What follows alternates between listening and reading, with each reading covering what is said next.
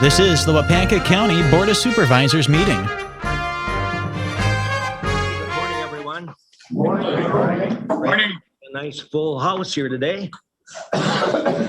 Before I call the meeting to order, we certainly have to wish Supervisor Jack Spearings happy birthday.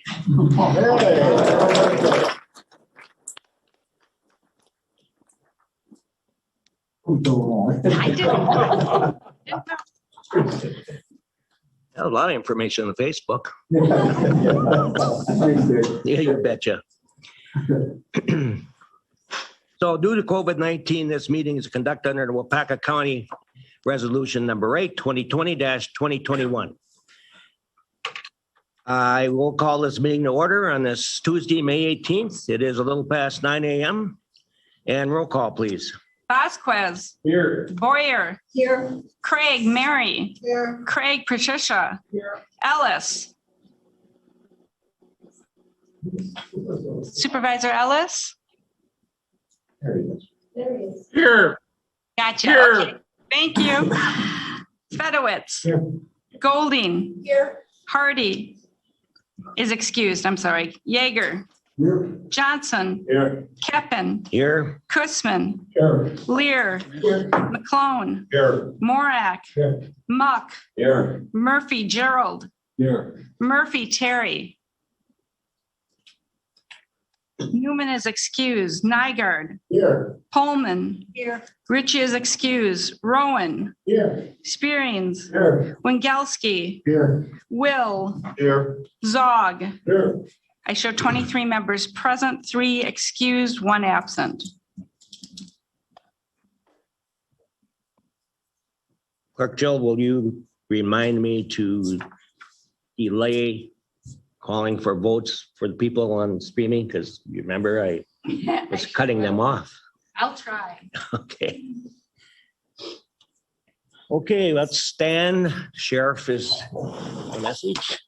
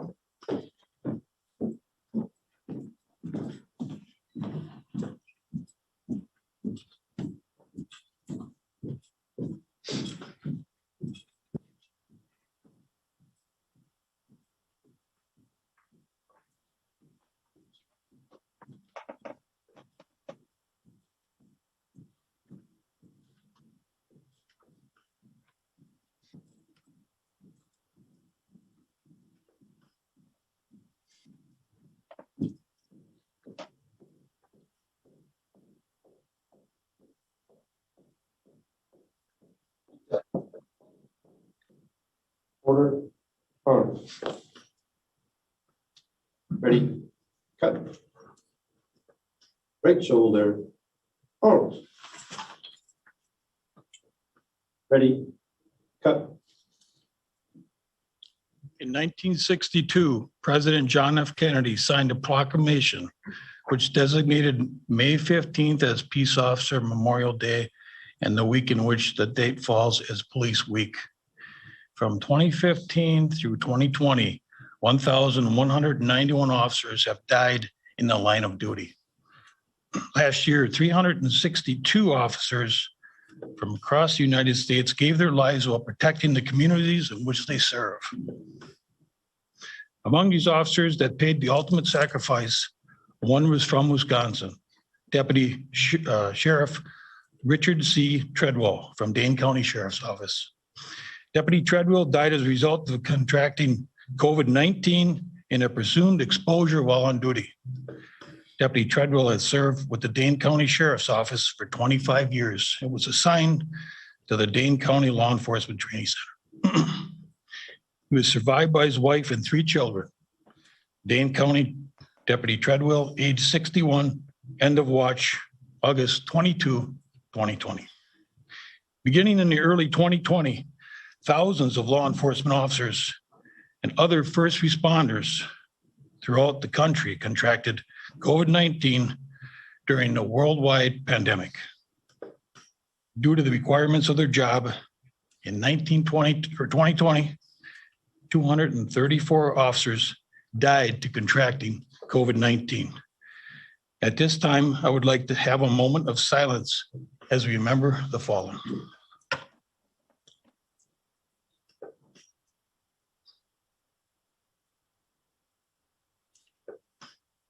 Thank you.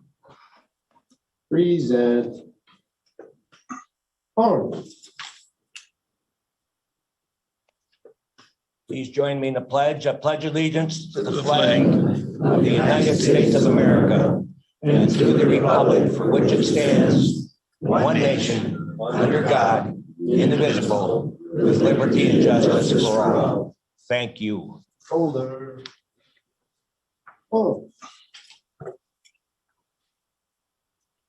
Order. Arm. Ready. Cut. Port.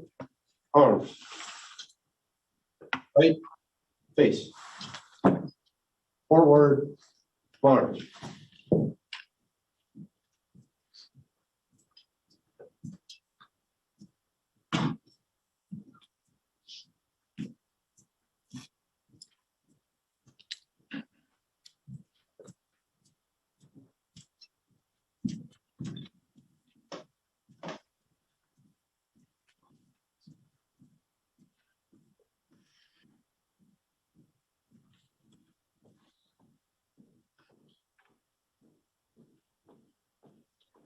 Please be seated. Thank you. Thank you, Sheriff. Thank you, men.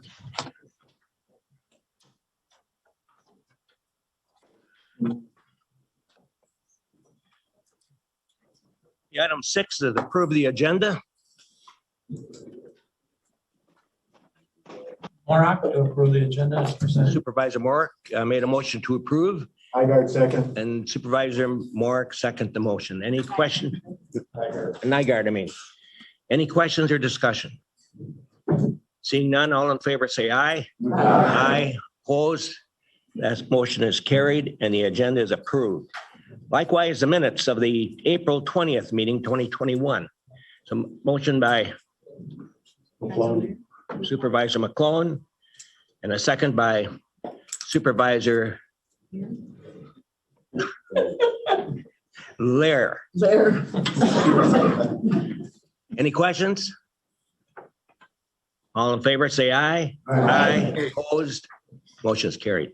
Remember, I'm asking for you to mention your name when you make a motion or a second. It's just a lot easier for Jill and myself. Thank you. Resolutions. 8A, resolution number 5, 2021-22, affirmation of a citizen's Second Amendment rights. Motion to approve.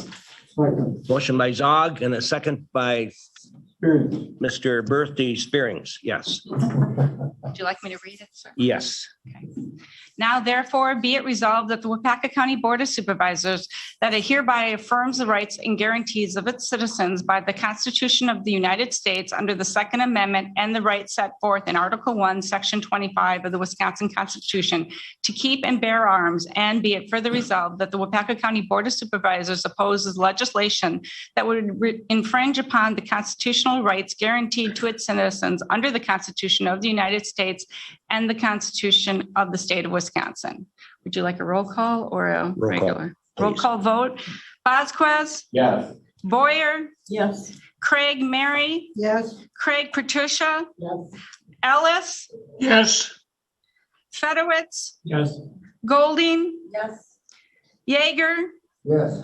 Johnson, Yes. Keppen, Yes. Kussman, Yes. Lear, Yes. McClone, Yes. Morak, Yes. Muck, Yes. Murphy, Gerald, Yes. Nygaard, Yes. Pullman, Yes. Rowan, Yes. Spearings, Yes. Wingelski, Yes. Will, Yes. Zog. Yes. Motion passes unanimously. Okay, thank you. And thank you, group, for your hard work and presenting yourself and coming down today. Thanks.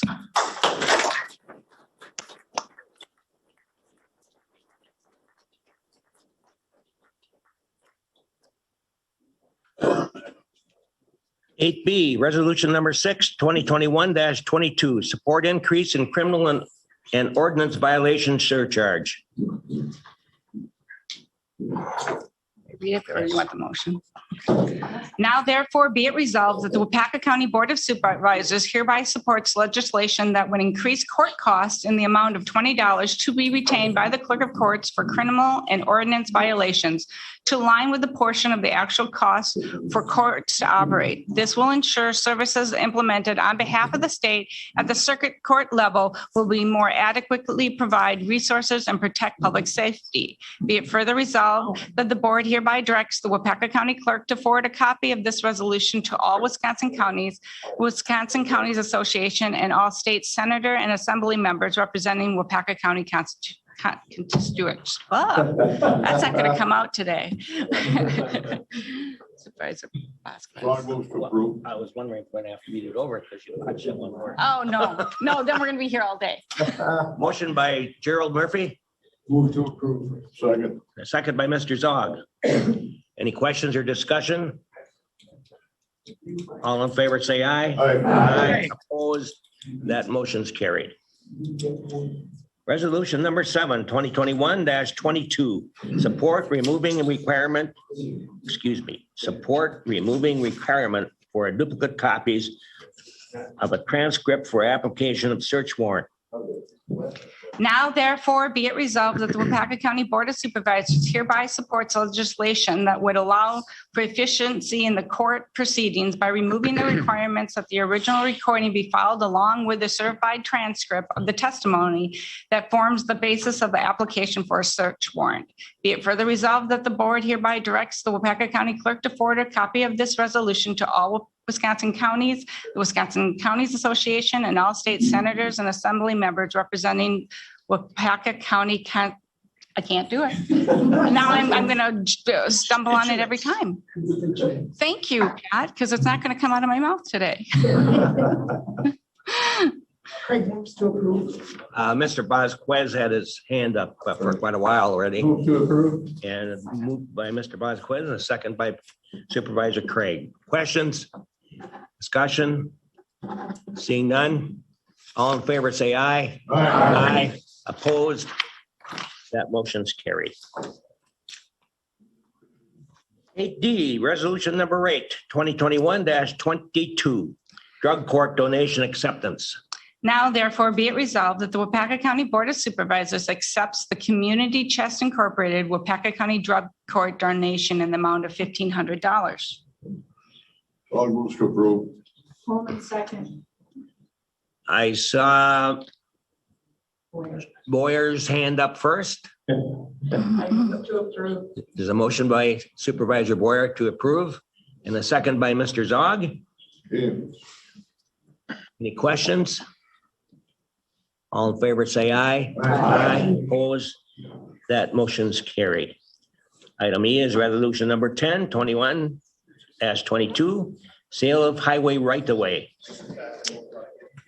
Now therefore be it resolved that the county board agrees to the sale of 0.426 acres of county highway right-of-way with the retention of a permanent limited easement to the county for the highway right-of-way, and authorize and directs the county board chair, Dick Keppen, to sign documents related to the sale of the property, including a quick claim deed and agreement memorializing the property transfer. And a half day. Would you like to see? We also have some additional documents that were put up in the more section with the mapping if needed. Craig moves to approve to get it on the floor. I'm sorry, Pat. Somebody was, Mr. McClone had his Ron hand moves up. to approve to get it on the floor. Okay, and Mr. Johnson, you had Second. second. Any questions or discussion? Yes. Could Casey please come up and explain what this is all about, the history of it? As I have said, when I called the office, that this is the first time in 25 years that I've been on county board that we've had something where the highway sells something back to an individual, but keeps a permanent, limited easement. Or Diane. He's on the Zoom. He said he would participate. Okay, great. It's unusual, which is. I don't see him, but So one of the things that you raise a good point, Supervisor Craig, it's unusual, is because we purchased and sold property through other channels before me coming here that didn't come to the board. So, yeah, so in the resolution, so it happened that way, but we're correcting it now. So the county board as an entity is the body that authorizes the sale of county property. So, and not to be confused with the purchase of property and regarding building highways and maintaining our county trunk highway system, that is by statute is delegated to the highway committee, directing the highway commissioner. So where the sale, acquisition, or sale or acquisition is related to the highway trunk system itself, it doesn't have to come to the full board. But we're selling this property, our right-of-way property, not for a highway purpose, but for the adjacent property owner can meet setbacks on a building project they have. So we overbought right away, I think, when we reconstructed this corner. Now the neighbors approached us to say, can you help us out? Zoning worked very hard with the site plan. The neighbors approached the committee to say, this is our plan. This is what we want to do. We want to split parcels. We want to build a new building. Can you help us make that happen? And that's why the purpose of the sale is to permit the neighbors to meet the setback on their building site plan. So it's not a highway purpose. So that's why the sale itself has to come back to the full board. So, historically, did we see Casey coming on? No, I did not. Okay, so we did buy land from them. I think it was in the 80s, maybe Ryan, if you can remember the 80s.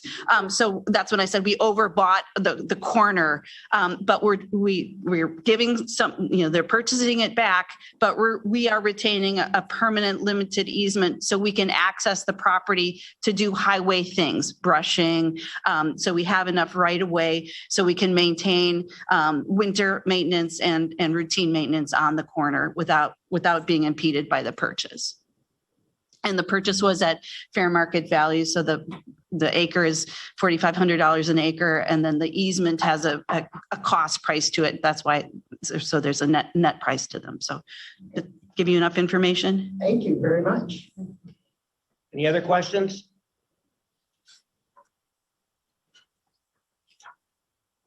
All in favor, say aye. Aye. Opposed?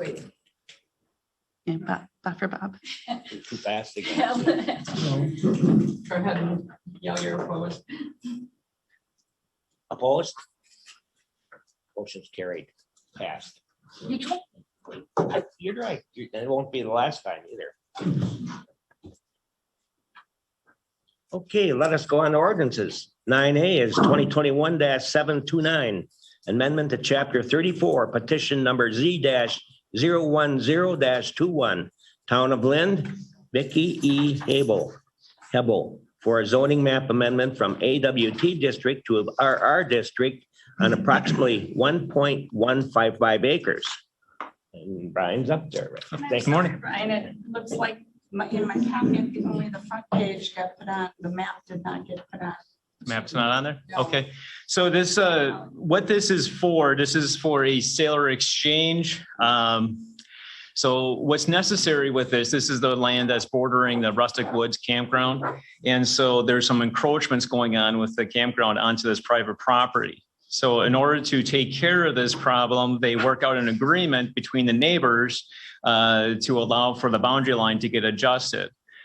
We have a zoning regulation that says that you can only have one zoning district per parcel. So in order to allow for that, we had to first rezone this parcel from AWT or ag woodland transition to a rural residential to allow for this boundary line adjustment.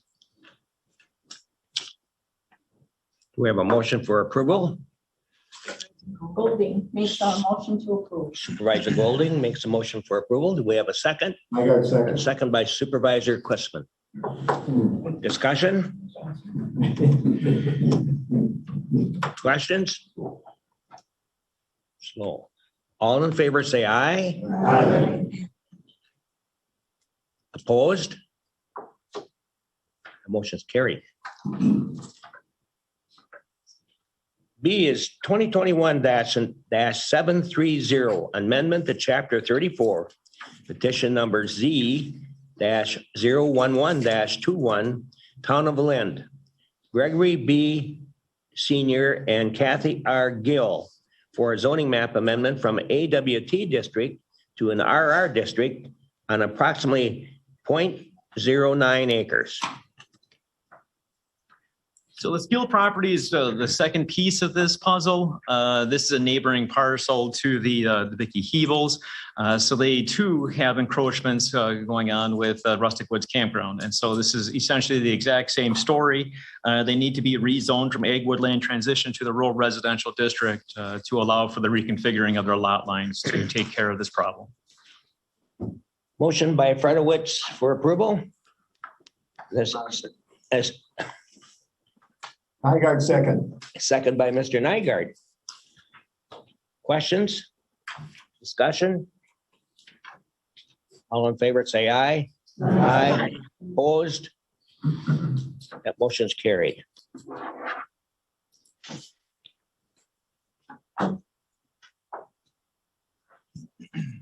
Item C is 2021-731, amendment to chapter 34, petition number Z-012-21, Town of Dayton. Richard Golke for a zoning map amendment from AWT district to an RR district on approximately 12.79 acres.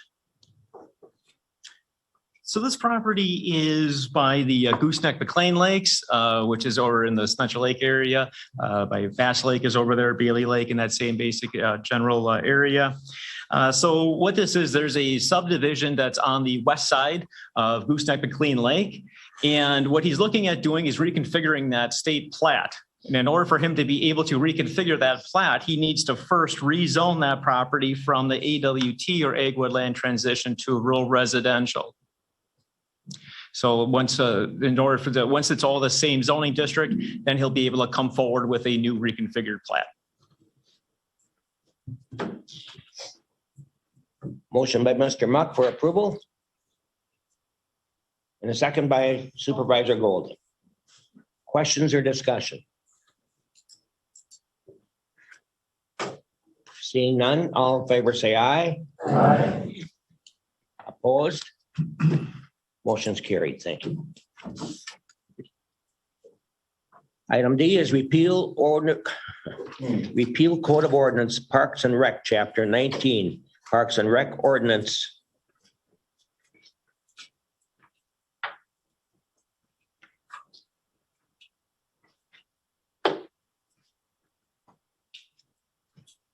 John's not here today, so we have Ann taking his place in a stellar performance here. So, this is part of the clean up our ordinance projects before Jill goes out to a vendor for recodification. So the main things that we did, it's completely reorganized. So I know some folks like the track changes version, but I stopped sharing those with John at about version 7. So we came up to 11 versions of this document. So that would bore you. He got bored.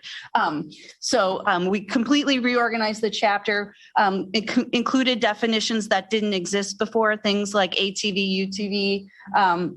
And then we also, if you could throw a little bit, Jill, we had an incorrect listing of our parks. So that is, as things fell off, things were added. We added quite a bit to our park system since the ordinance was enacted specifically the special use sites, and then just cleaned up other sections.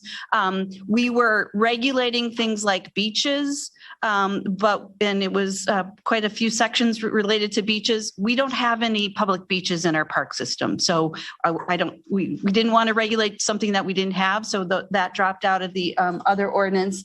And then we also, another big change was making sure that folks who were using ATVs in our park system, they were riding on the roads in our park system, but previously it wasn't permitted. So we allow it as long as they stay on the roadways.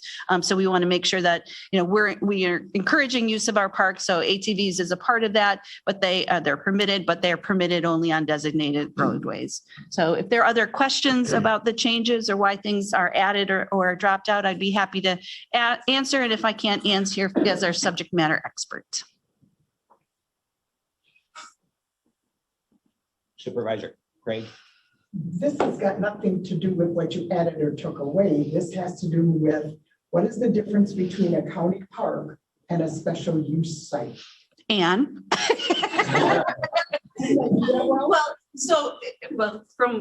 These are, they're still part of the park system, but they have other, they're not, like the bypass trail isn't just one particular location, with an outlined, defined area. It's a trail. And the winter recreation trail is something that the park system, county park supports, but that is something related to, it's at the country club.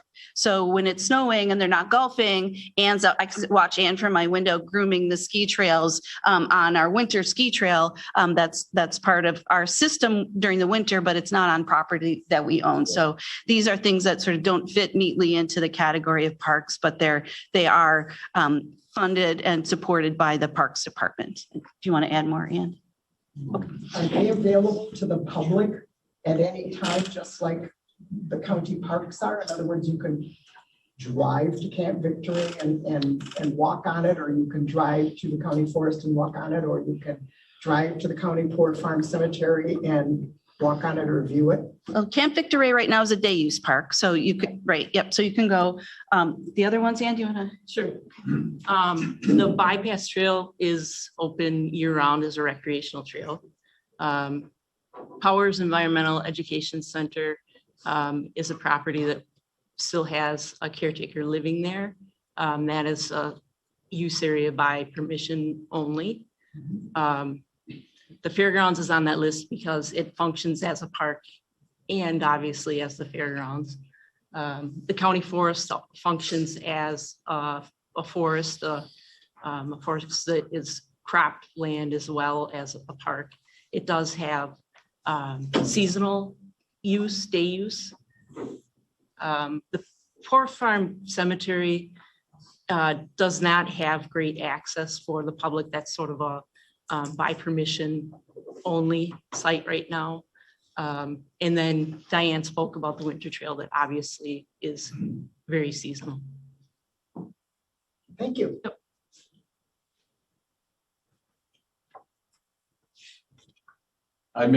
Vasquez moves to approve. Supervisor Vasquez made a motion to approve, Will, second. and second by Will. Any other questions? All in favor, say aye. Aye. Opposed? Motion is carried unanimous. Have a great day. 9E is amend Code of Ordinance, Chapter 32, Shoreland.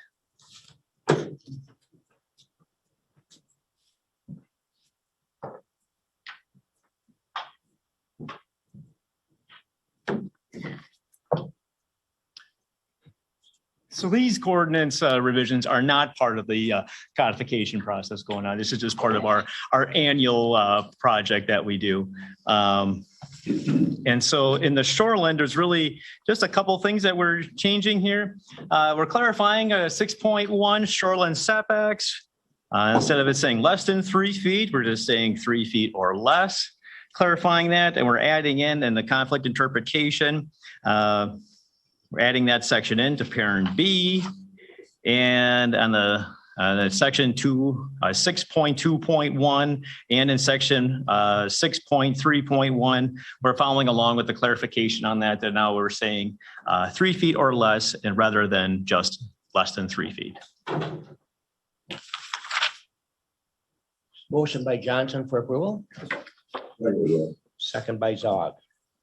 Discussion?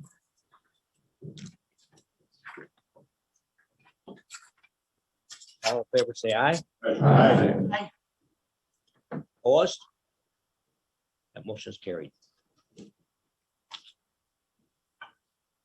Item F is amend Code of Ordinance, Chapter 34 on zoning. Okay, the general zoning, we have, there's quite a bit more changes than this one as opposed to the Shoreline. Is there any specific ones that you would want to have discussed? Otherwise, I can just hit the high points of the majority of what we're doing is really clarifying, but I can go over very quickly here. So the definition of a farm, we're not taking it out. It's not just farm preservation overlay. The definition of a farm now has a dual purpose, inside farm pres and out. We're adding in the definition of an outlot. This definition is straight out of our subdivision ordinance. Expiration of the land use permits. We're taking out the section where it talks about the less extended as provided therein. Permits are good for 2 years. The setback exemptions, recreational vehicles, although any accessory structures related to that will still need to meet the setbacks. Limitation, non-conforming uses are not allowed to expand beyond the original parcel of record. Substandard lots, any parcel of land designated as an outlot on a plat or certified survey map may not be used for building purposes. This is straight out of our subdivision ordinance. No accessory structure or part thereof shall be used for living, sleeping, or eating quarters. And then what we added on here is this is the second issue that we've been dealing with more and more. This issue is related to how do we define when a structure is, quote, connected to a principal structure. This comes into play fairly often when somebody has a garage that they'd like to include areas for human habitation above it. And in order for them to be able to do it, they need to be able to actually connect it to their principal structure. And so what we've done is we included this definition to say that for the purpose of the subsection, an accessory structure is considered attached to their principal building if it is connected by a common wall or above ground enclosed breezeway, with the connection being at least 5 feet in width. An enclosed breezeway must have a solid roof, floor, and walls. However, openings are allowed for windows, doors, skylights, and other similar features. Accessory structures for the purpose of determining the required setbacks and applicable fee for a land use permit. We're adding that on there. What we're doing is we're clarifying to say that attached garages, attached carports, decks shall be considered parts of the principal building, not an accessory structure.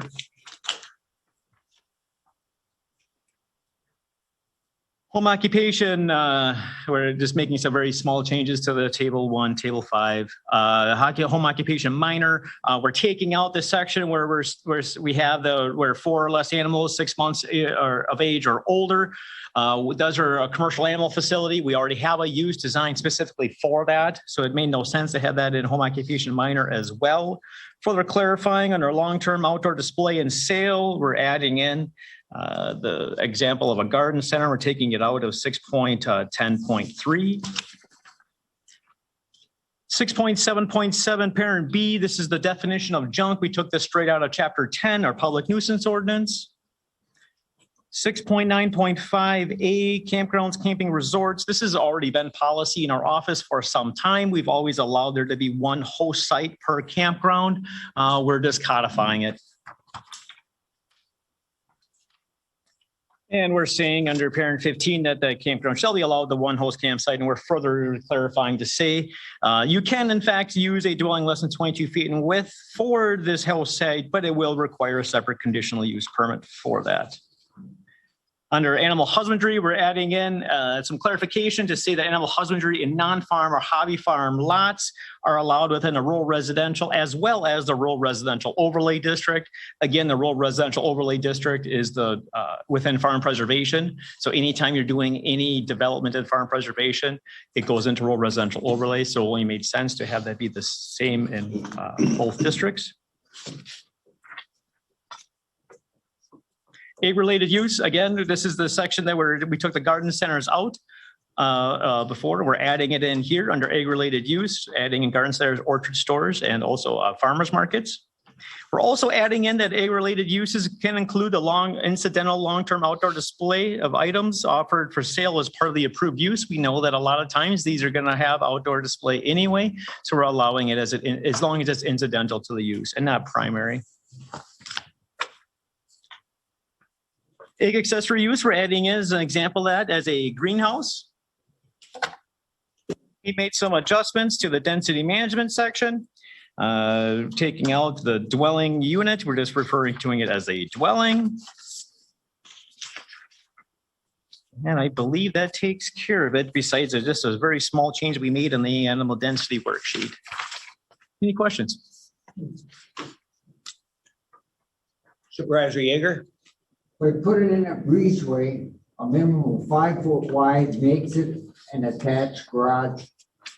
Yeah, so what that's saying is, let me get to that section here. So what that's saying is, like, say you have a principal structure and you have a detached garage and you want to connect it. What we're saying is, in order for you to be able to do that, for us to consider that to be, quote, connected as part of the principal structure, yes, it would need to have a connection being at least 5 feet in width, with a solid walls and a roof connecting it.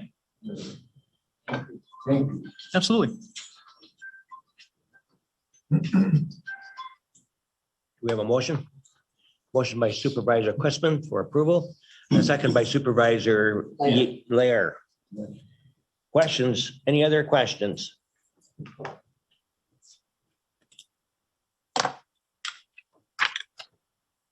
All in favor, say aye. Aye. Aye. Opposed? That motion's carried. G is amend Code of Ordinances, Chapter 35, Sanitary. So we are revamping the sanitary ordinance. So basically what this represents is primarily clarifications. We're adding in the sections of applicable administrative code. Really the only thing that's actually being changed or added to this ordinance is the section related to how we're now collecting the $5 a year for the septic maintenance program on your taxes.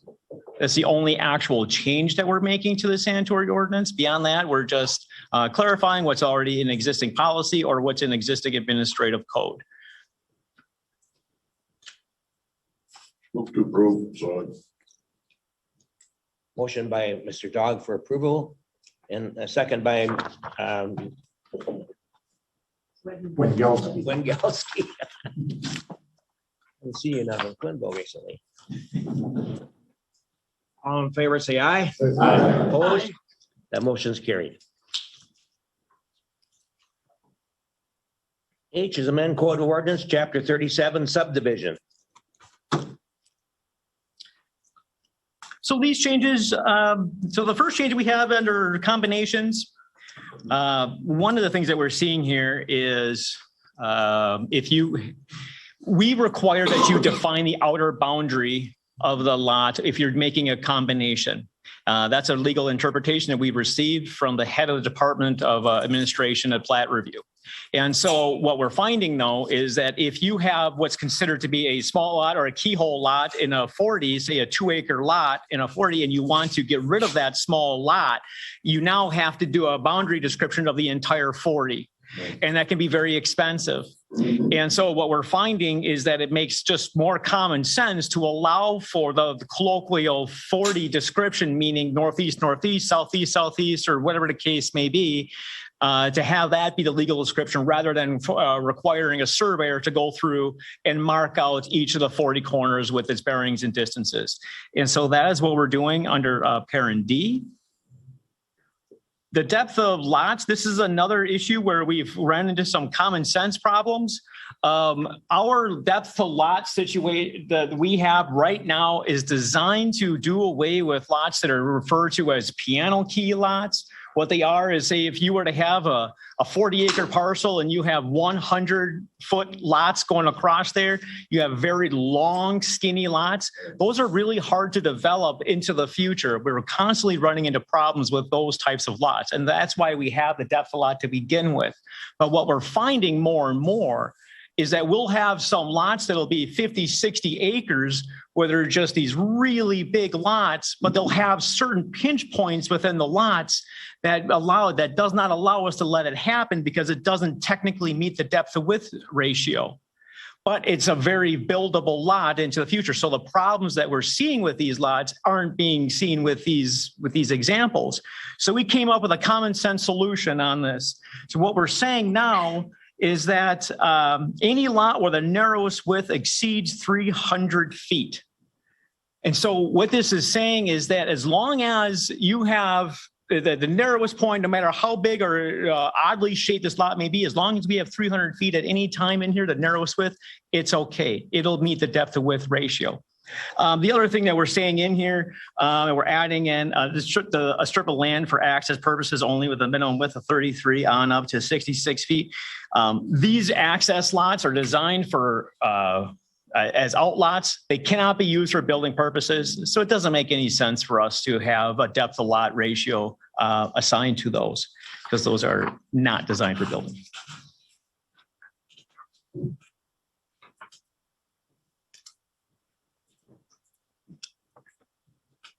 Motion by Supervisor Moore for approval. Hearing second. And second by Supervisor Spearings.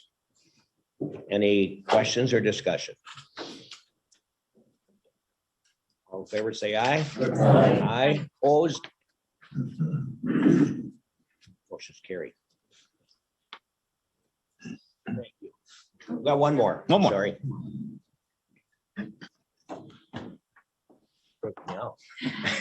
Repeal and recreate Code of Ordinances, Chapter 36, floodplain. So this one is a bit different because usually what we do every year is we do a selected revisions to an ordinance. This one's a bit different in the sense that it's actually required to repeal and recreate. We have to start fresh with this ordinance. The reason why is because we were notified by the DNR that we were supposed to have done this years ago when they first adopted the new federal model ordinance, and we adopted that ordinance. We were supposed to repeal and recreate it back then. We didn't know that. The reason why we didn't know that is because we received certification letters from the DNR saying that we were fine.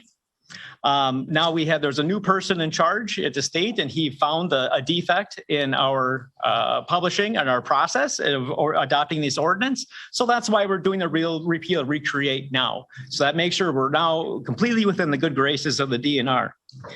So in terms of what this ordinance actually is, this is still the same model ordinance that we've always had and we've always used. So the only difference between this model ordinance and what we have in there is we have failure dam studies, the Keller Lake, Hatch Lake, was it the Mill Lake, or in the city? Those are the ones that we have in here. So those are the ones that that's not part of the model ordinance. Beyond that, it's basically the exact regulations that is handed down from us by FEMA through the Wisconsin DNR.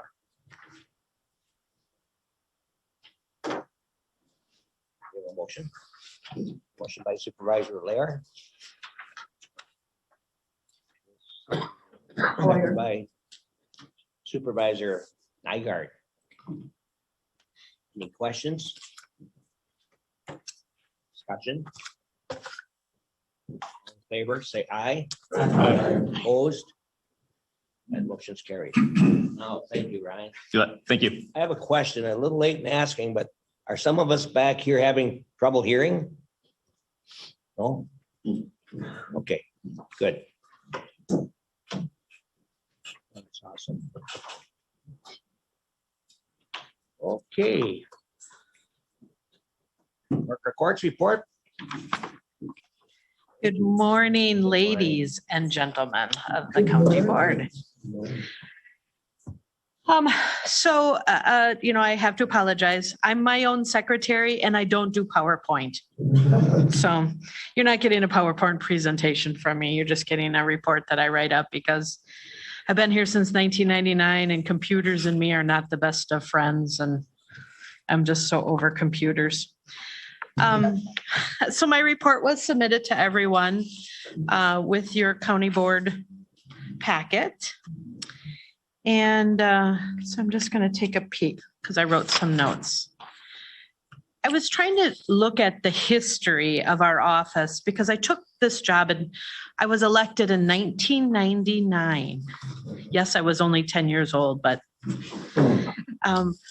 so I've had this position since 1999 and I worked for the county since 1995.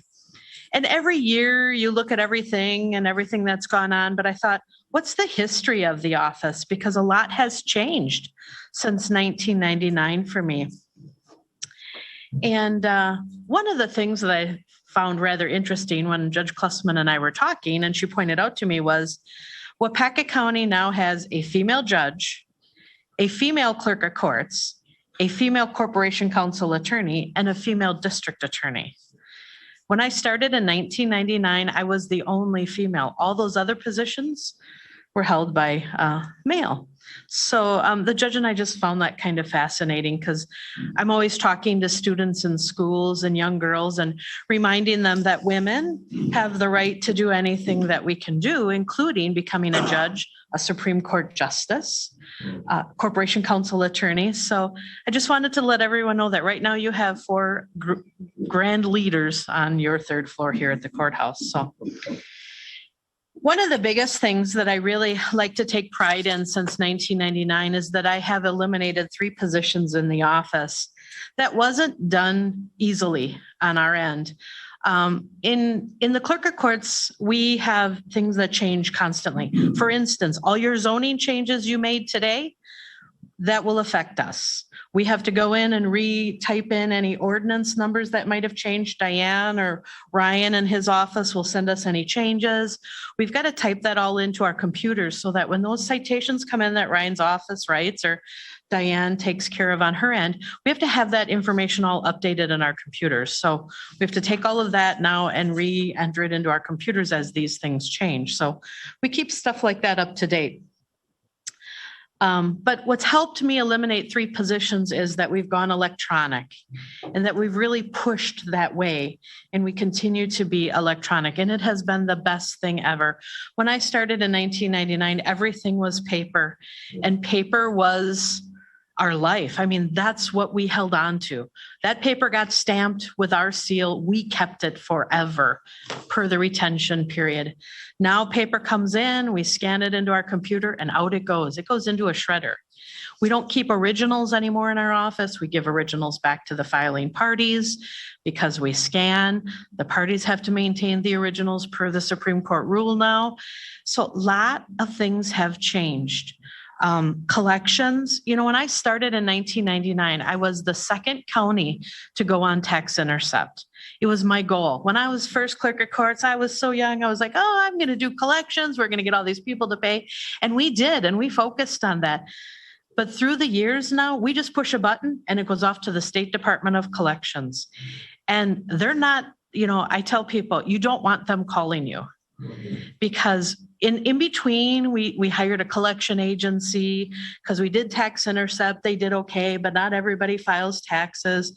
So we went with collection agency services. They charge 23% of the collection. And, that comes off our share, not much of the state share, but our share for sure. And so then a few years ago, the Department of Revenue came up with the system called SDC, State Debt Collection Services. They charge us nothing. The cost goes to the party that they're collecting from. So that is fantastic. But if you've ever dealt with the State Department of Revenue, they'll seize your bank accounts. Believe me, I get lots of people calling me daily going, my checking account just got seized. Yeah, we told you we were sending that off to the Department of Revenue for collection purposes. They'll seize bank accounts, taxes, whatever they can get their hands on, they're going to grab that money. So it's just been fortunate for us that we continue to evolve, which I'm so pleased with. And it takes a good staff. And the staff that I have that scares me the most is right now we have 8 employees, and out of 8, 6 have 19 years or more in the office, 1 all the way up to 40 years. Myself, I'm at 27. So in the next few years, we're going to start seeing people retire out of my office. And just that knowledge and experience is going to be hard to cover, let alone the type of quality employees that we get applying for these jobs, because everybody wants to work from home now or work a part-time job or come to work whenever they can. And that's not manageable for us. That's not manageable in the court system. I have to have a deputy in each courtroom available every day. I'm a working department head. I don't get to sit behind my desk all day and go, oh, administratively, I'm going to sign this and check this. I have to be ready for court. I have to be ready for the jurors. Last week on my week's vacation, I had to come in on Thursday. We had our first COVID jury trial. I had to be here. The judge expected me to be here. That's my job. But we're ending up in a society of a workforce where they don't want to come to work anymore. It's 2020 really has put the pressure on me as a department head. I just want you to know that 2020 has not been great to work with because we've got a new mentality of employees. And I think some jobs are great to be work at home jobs. Absolutely. We do have some great jobs here that people can work from home. But 90% of them, we are a public service building. And I have to serve the public. I have to serve the courts. I have to serve the sheriff's department when their officers drop off search warrants or blood search warrants, or I have to have staff there to do that work. And it's just not that easy anymore. So I can tell you my biggest change and struggle from 1999 to today is the workforce and the employees. I have great staff right now. They cover the work. I was able to eliminate positions through the years because my staff is qualified. But I worry about how our future is going to be in carrying these positions and having people that actually want to come to work and do these jobs. So just a little bit of my thought process there. I did include my overview of 2020, and I did talk a little bit about the pandemic and how hard everything has been. The one thing I want to be so thankful for is in 2010, I think it was Dewey Brown, was the county board chair. When did you take over, Dick? 2004. Okay. So at some point, I remember, maybe it was in 2000, we had to do a 10-year emergency plan, and Dewey Brown was the chairman, and I had this big book, and I had all this stuff, and I thought, what the heck am I doing all this for? This is never going to happen. This is just a waste of my time. I can tell you it wasn't a waste of my time last year, because in 2020, I had to put into place what my emergency plan was. And with the help of the emergency management department and all of them, I was more prepared than I really thought I needed to be. And I am thankful for that. We did the KUBCOC training manuals. We've worked on those. We've kept working on those through the years. And I was able to determine what was essential staff and what was staff that we could either lay off, which I laid off in my office, or, we could work part-time. What could we do? So it was just an interesting year. It was difficult to manage. Some staff went out remote. The other hardest thing in 2020 was, our revenues are generated and created through citations and different things we do. Well, everything stopped. So I don't know if it's a good or a bad thing, but in 2020, my budget was only off by $28,000. So I think that's pretty good, considering that we had a very, very, very slow year for case filings, small claims, evictions, and everything had to be put on hold. So I was off by $28,000 in 2020 for my budget. But the one thing that was so beneficial for us in 2020 was that we were paperless. Because we could still do our job. We could still do our work because people didn't have to come here to file. People didn't have to come here to pay their fines. So looking back in 2010, when we started transitioning to paperless and e-filing and all of that, it paid off. for us in doing our work during the pandemic. So I can't be thankful enough that my staff allowed me to push them into this, because I can tell you there was a lot of people grumbling, especially Judge Kirk. I'll never forget it. He told me, "You promised me you weren't going to do this till I retired." And I'm like, well, but it was difficult to transition everybody to this phase, but I'll tell you that phase was beneficial when 2020 hit. So I can't be thankful enough for my staff in following me along with making the change and the things that we had to do. The other thing I just kind of wanted to just review real quick, there was a lot that I included in the packet as usual, but our revenue collections through the State Department of Revenue, right there. So you can see that the State Department of Revenue that we switched over to, which was a lot of work. Renee Hoskett in my office is the financial deputy. She also manages a caseload. And she transitioned all of our cases from Tax Intercept over to the State Department of Collections because it's just a better program. And so you can see that now we collected $47,000 in restitution. So that's for people in the county who either received worthless checks, was a victim of a crime and was awarded money to be paid back to them. So we send that off to the State Department of Collections. One we're collecting on right now is related to a funeral expense for a family. So those are our collections and our fines. We still have a few that came through our Tax Intercept program that were old. We just left them there. So we did get the 40,000, but in the end, all in 2020, we reached $522,000 in collections. So that's a lot of money. We had the restitution at 51,000. And we had the total fines at 470,000. Unfortunately, today you voted on a resolution for us to receive more money in our office. I can tell you out of that 470,000, not much of that stayed here in Waupaca County. Most of that unpaid fines and fees, 93% of that goes to the state. So we keep about 7% of that $470,000 here. So the state benefits from our collections. So that's why I'm hoping that the resolution you voted on today will benefit my office to receive more money through the state. The other information that I attached, and it's hard to follow, but it's just showing you financially all the money we bring in and what bucket it goes to. Sure, if you want to show it real quick. So, we'll flip it sideways there for you once we get it. So this starts to show you that this is the total amount of money we collect in a year. $1,313,000.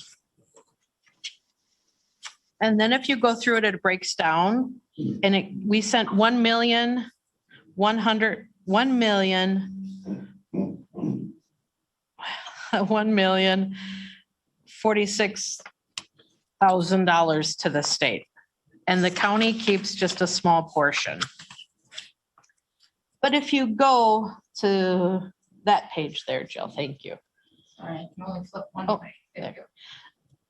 So when you look at these reports, you'll see the name of the account. What I tried to do for all of you is tell you where that money goes. So the AF4D is the clerk child support fee. So that's a fee that we charge through the child support agency for these types of cases, and it stays in my budget. So it kind of breaks down because I want you to see that family counseling service fee, which is a fee that's added on to cases, goes to the Department of Health and Human Services. Interest income that we collect goes to the county budget. Service fees, so when the Sheriff's Department has service fees associated with a case and we collect them, we obviously send the money back to the Sheriff's Department. So I just want you to see all the different budgets that my office affects, because it's not just my office I collect for. I collect for the state of Wisconsin. I collect for Department of Health and Human Services, Sheriff's Department, DA, the county. So it's just a long list that we manage. And If you don't like numbers, this is not the job for you. I can tell you that, because I have to look at that every month to make sure our buckets are correctly noted. Renee and I work very closely together. She does a great job. She too has been in the office for over 20 years. I think it's 24, 25 years. So her and I stay in very close connection when it comes to all these numbers, because we're also signing and issuing checks to people, whether it be restitution payments going out to parties, checks off to the state for their share, checks off to the municipalities, because we have a few municipalities that we still pay. So it's an interesting job. I love what I do, and I've gained a lot of knowledge in 27 years. And I continue to enjoy my job, but 2020 has made these jobs hard. And we have a lot of departments that are small, that, it's difficult. Most of your department heads are working managers. I don't have a secretary to do a PowerPoint for me. Do I need one? No. But I type all my own letters. I respond to all my own phone calls. And I just think we're really blessed in Waupaca County to have the type of people that we have that work here. And that's about all I have, unless you have some questions for me. Questions for Terry? Supervisor Lair? Yeah, the people that are in your department, I'm just interested in this.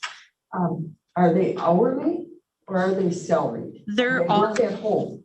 So they're all hourly and they all work here. Okay. We can't work from home, Supervisor Lear, because again, we have to be in the courtroom and we have to be clerking. So part of my staff are called deputies. So they discharge my duties based upon the statutes. One of my duties in a courtroom is, you'll see the court reporter who takes everything verbatim. They're verbatim, they're steno, they take every word that's said in the courtroom. I also have to have an employee who sits right next to the judge, who takes minutes, which is just a short synopsis of what the court ordered. If an attorney makes a motion, we swear in witnesses, we swear in jurors. We put stickers on the exhibits if they're offered. So we have to physically be here. My staff has to be here. We have people that still come to our counter. Some of the counter work we still have is restraining orders. Those were very large for us in 2020. We had a lot of restraining orders, and we continue to get a lot of restraining orders. Lots of families are struggling through all of these times that we're having. And so restraining orders are very busy for us. People with just questions and concerns. A lot of people are trying to represent themselves nowadays, whether it be in a divorce and that. We can't give legal advice, but we do have the packets available. So we try to at least give them a good direction on how to get things started. So, but no work from home for us. I would like to say thank you to your office staff. I've been in there different times, and they are always very pleasant. Sometimes the people are fun to be there and just have questions and want to look at, the computer to see some of the documents. And then other people are not happy about those parking tickets, and they are not happy about this payment, and they all handle them very professionally. So thank you for your staff. Thank you. I agree. I have a very professional staff. Imagine you getting notified today when you're expecting a $1,500 tax refund. And you get notified that, oh, by the way, you're not getting your taxes. The clerk of courts took it. Well, I can tell you those people call us immediately. It's not typically a pleasant call, but my staff has so many years and we are so well trained that it goes back to the typical customer service. Customer service is number one. I think we fail in customer service in a lot of departments, not in the county here, but just when I go out in the public. And the first thing we try to do is just to sympathize with the person. Yes, we understand we took your $1,500. Let's talk about it. Let's see what we can do. Maybe we have some other options. Instead of trying to make it worse for the person, we try to get them to understand what we're trying to do here.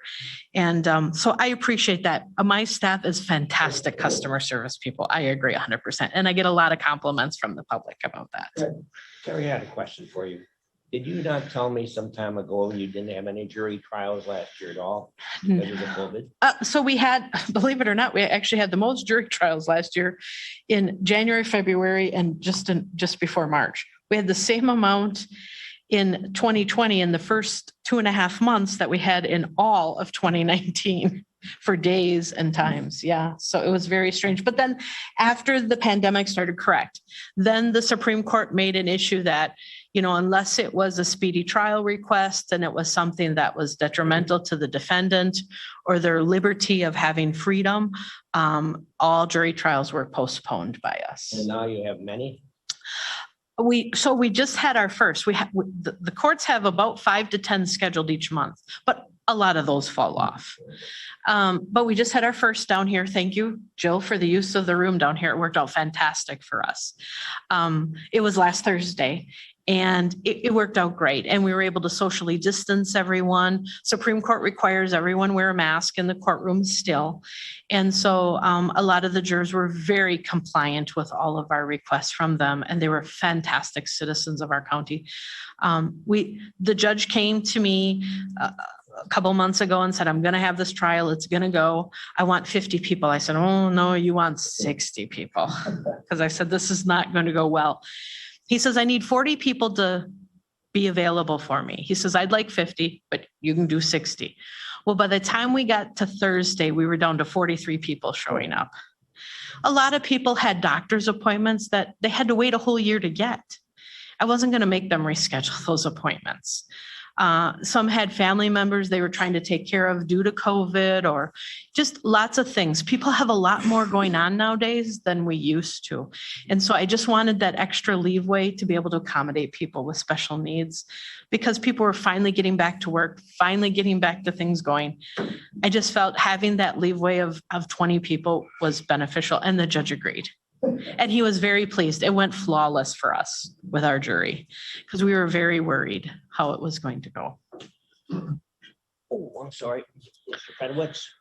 Terry, you talked a lot about the interception of fees and stuff that you benefit from. Do you have any idea of how many fees we do not collect? You mean like? I mean, in other words, they're out there, but we never get them.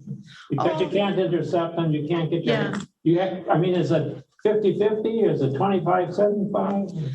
I could run you a report, but I would honestly say out of all the fees that we assess in a year, we probably collect 70%.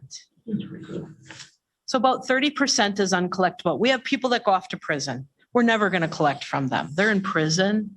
We have people that don't work, don't pay taxes, don't have a savings account, don't have anything. I mean, a lot of the officers, Supervisor Kussman can remember, these people, you'd pull them over time and time again. They were driving without license.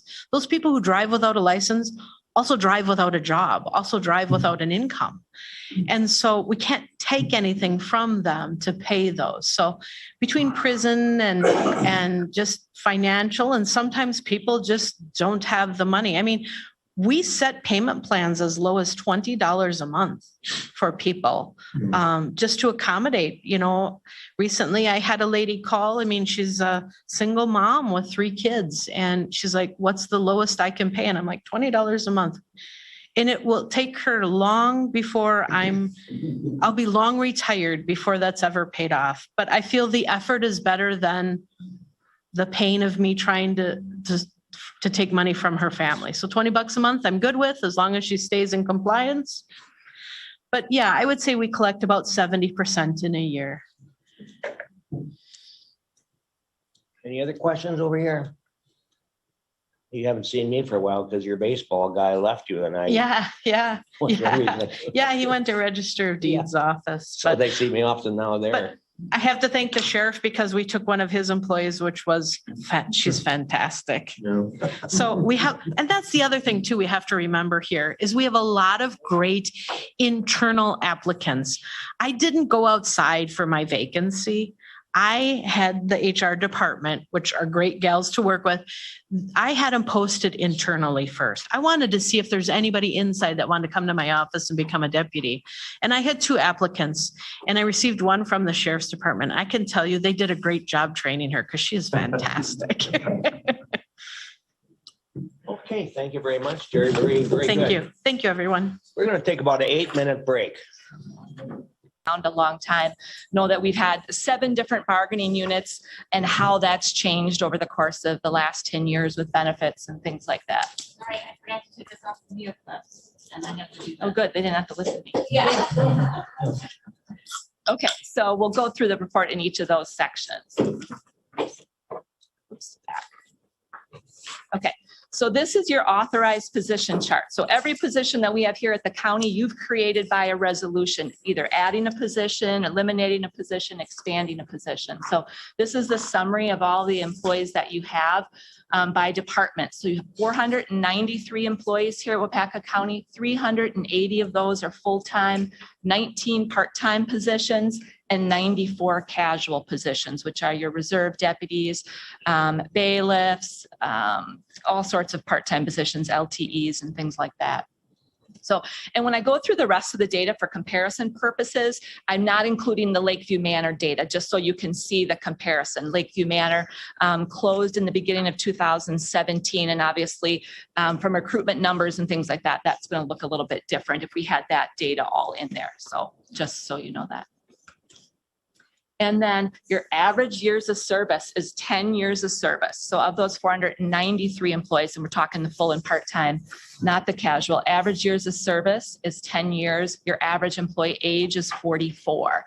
And then you can see we're pretty even for male and female employees. And then I broke it down by years of service and by years of age. And then kind of in the generational piece, because to touch a little bit on that, if you look at employees by years of service, less than 1 year, 15, 1 to 5 years of experience or years of service with Waupaca County, 161. So 46% of your workforce has been with Waupaca County 5 or less years. So, and that's really a few different things. It's primarily generational as people have retired over the course of time. If you remember Mark O'Connell being here maybe 6, 7 years ago, talking about the baby boomers leaving and the amount of experience leaving our workforce and to be prepared for that. So that's one piece. And then as you look at the generational breakdown, you can see 35% are in that millennial category, 4% in Gen Z. And so Terry touched a little bit on the generational piece. And I would say that the workforce is changing and it's different, but I think there's sharp, bright, technology savvy folks coming in, and having some turnover is okay for your workforce to keep it vibrant, to keep it moving forward into the future. And I think that's a good thing. And then resignations and turnovers and terminations. So this is sort of the breakdown of those. We average 5.4% turnover. So on your resignation turnover. So that's where I'd like to focus. You're going to have a percentage of folks that retire. You're going to have a percentage of folks that are terminated or are laid off. But really looking at the heart of resignations. Why are folks leaving? And that turnover you want to keep as a low number. Obviously, everything's going to be a little bit down for 2020, but 5.4% average turnover on resignations. That's a good thing. Anything under 7% is a healthy, good thing. Your average retirement age is around 62. I was joking with Brian Hosbeck there because we're about the same age. We'd like to see that number come down, and maybe we don't have to work till we're 62. But then your average new employee age is right around 35. So sometimes people say, oh, you're hiring a lot of young people. Not necessarily. About half of those are going to be younger than 35 and half of those are older than 35. So that's your average new employee coming in. And just to comment quick on that employee turnover, you can see kind of it went up there in 2013, 14, and 15. And what I would attribute that to is back to that Act 10 piece. You kind of had that 2011, 2012, everybody was sort of staying put, seeing what was happening in the public sector. And then as that jumped up in the coming years, I think that there was a comfort level, people that may have put off retiring for a couple of years, that's why we see a bump there. And then it leveled back out. And then I think we're pretty much steady there in that overall 10%, but again, focusing on that resignation turnover. And then application sources. Sometimes for those of you that sit on interviews, you may hear that the number of applications that we see is maybe not the quality that it used to be or the volume that it used to be. And I would agree with that. But you can see since 2017, we're averaging anywhere between 29 and 25 applicants per position. So depending on what the position it is, I think that's a relatively healthy number in this economy that we've got right now. Number of applications per year, you can see in 2020, that was down to 1,320, whereas we're a little closer to 2,000 applications per year. Oh, and I should say, people ask sometimes where you get your, where folks apply from. And just over on the side there, you can see in your report, primarily right now it's from Indeed. 38% of applications coming in identify that they are getting theirs with Indeed. Waupaca County website, and then Waupaca County employees, 11%. That's folks recommending to others that they consider applying here. So just a quick comment on that. Lori's going to talk to you a little bit about her world of benefits. So. Good morning. Morning, Laurie. So listed on the screen are the benefits that currently we offer to our employees. Our medical coverage is through Robin Health Partner. We've been with them. This is the second full year now. And if you elect the medical coverage, you automatically are enrolled in the vision coverage, which is through IMED. We do offer a voluntary dental plan through Delta Dental of Wisconsin. Our voluntary coverages are all through Sun Life Financial, and that also includes the basic life that the county provides for the employees. We do offer FSA and dependent care, so the flex spending or dependent care for daycare, that's through EBC or Employee Benefit Corp. We also have an EAP or Employee Assistance Program that is through Support Link. That's also new from last fall. November of 2020. And then our retirement plans, Wisconsin Retirement System through ETF, and Wisconsin Deferred Comp is through our Empower Retirement. And then we also have USI, which is our benefit consultant. So that's my go-to if I need it. So insurance participation, we actually currently have 77% of our eligible employees. To be eligible, you have to be a permanent position and average about 30 hours a week. And we have 77% that have elected coverage. And this is actually down. It's usually right around 80%. And we do attribute that to the younger group that we are recruiting. A lot of them can stay on with their parents until they turn 26. So they're waiving their medical coverage. And then for our voluntary coverages, we see 68%, above half, for our critical illness and our accident coverage. And we attribute that to our wellness program. This has a wellness incentive included in it. And we have employees that do enroll in this. They get $100 per coverage if they take it and they do the wellness. So pretty good incentive. And you can see the results there. It's up there. Our rates are $625 a month for single, $1,735 for family. That is the full monthly premium.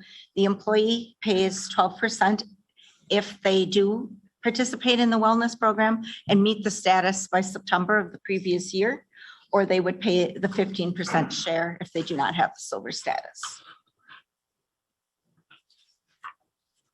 And this here slide shows the average medical plan costs across the years. You can see it's pretty level, which we think is a good thing, keeping it even. This is including both the combined family or single plans, just all put together for the totals. And I do think, again, our wellness plan is a contributing factor in keeping it level. Any questions for Lori on the benefits before we kind of move on? Thank you. Yes, I'm sorry. It's just, and you maybe don't have this, or you're going to maybe get to that part, but I know when my husband worked, the company would send them, here's what your salary is, here's what your benefits cost us, and here's what you're really worth for the company. Do we have that kind of thing available? Like, if you just picked an anonymous person and said they're making X amount and they have a family plan and here's what we would cover? Not necessarily. When they go through open enrollment, it shows what you pay and what the county pays alongside of it. So as you go down that, you can see kind of that totaling as it comes down. But I wouldn't say anything is like, this is your vacation that's worth this much and this is your other benefits. It's a good idea, though. Thank you.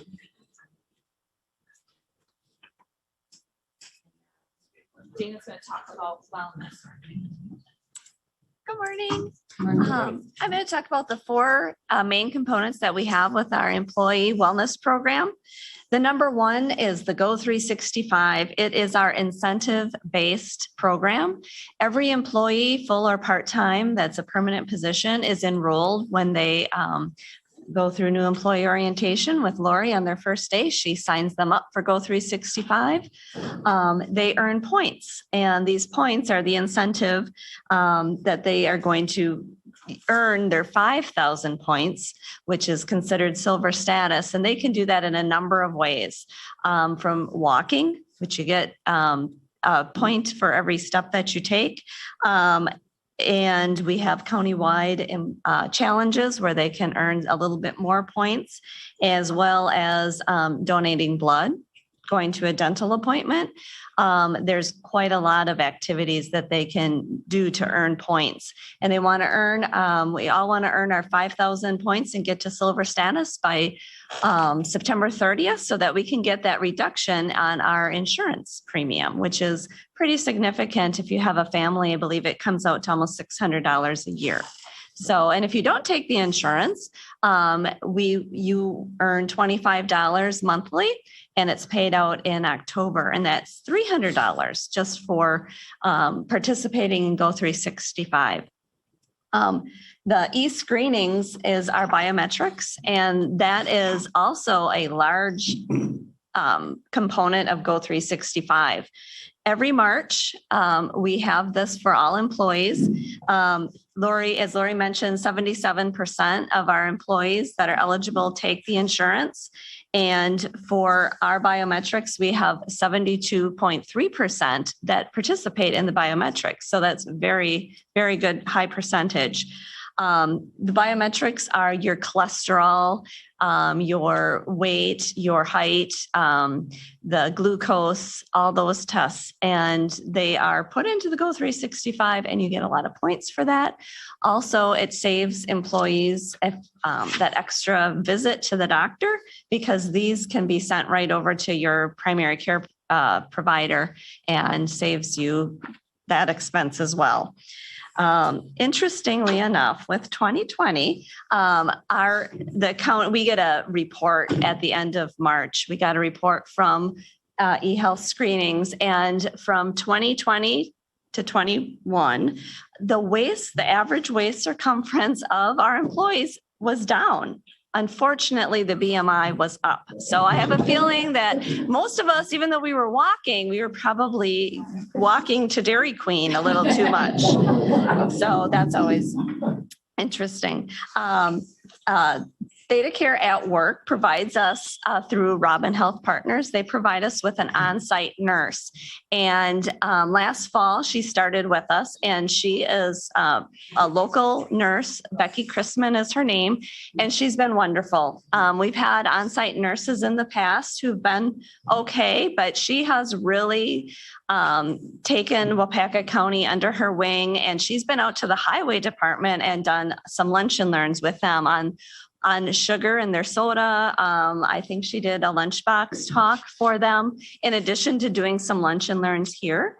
She also is here twice a month, and she does 15-minute appointments, and they're confidential. So, what the employee discusses with her is confidential, but I know a lot of things she can do are like blood pressure checks. She can do weigh-ins. She can talk to you if you're thinking of maybe going with a different provider, or if you need a referral somewhere. And what's nice about Becky is, because she is with the Theta Care, a large amount of our employees do have their primary care provider with Theta Care. And so she's able to chart, like if you have to have your blood pressure checked, she can actually put that in your My Theta Care chart through their secure system. So we don't know any of those details, but the employees seem to like it because she's had appointments every time that she's been here. And last but not least is certainly our employee assistance program. As Lori mentioned, last November, we switched over from the one we had previously to a it's CureLink or SupportLink. We had been hearing some, not I want to say complaints, but some suggestions that instead of having just a place that you could go to for your EAP concerns and needs, they'd like something that would be more anonymous, like a televisit or something along that nature, instead of having to go physically to a place. So we looked into that. USI, our insurance consultant, gave us some choices, and we worked with a couple of behavioral health nurses and right here at the county, and we had some presentations and we settled on CureLink. And although we don't have, we've only been with them for 1 quarter, 17 people have used their services. And we've also had a number, I shouldn't say number, we've had 2 times where they've had to come here for critical incidents. So that's been a nice, so we're looking forward to having more information for you on that as we've used them more. So are there any questions on the wellness? Hey, welcome to this for supervisors. For Go 365? I don't know. Yeah, I think Jerry Murphy's on Go 365, not with the county, but I think you get points like when you go to the health center, right? Yep. So. Great, thank you. I have a question. Oh, yes. And, Yes. those of you that have interviewed with me on committees, one of the questions I always ask, you any pets at home? And they just go on and forever talking about pets, their pets. So quickly, I know it's late, quickly, we decided to have maybe ask that question first because it loosens everybody right up.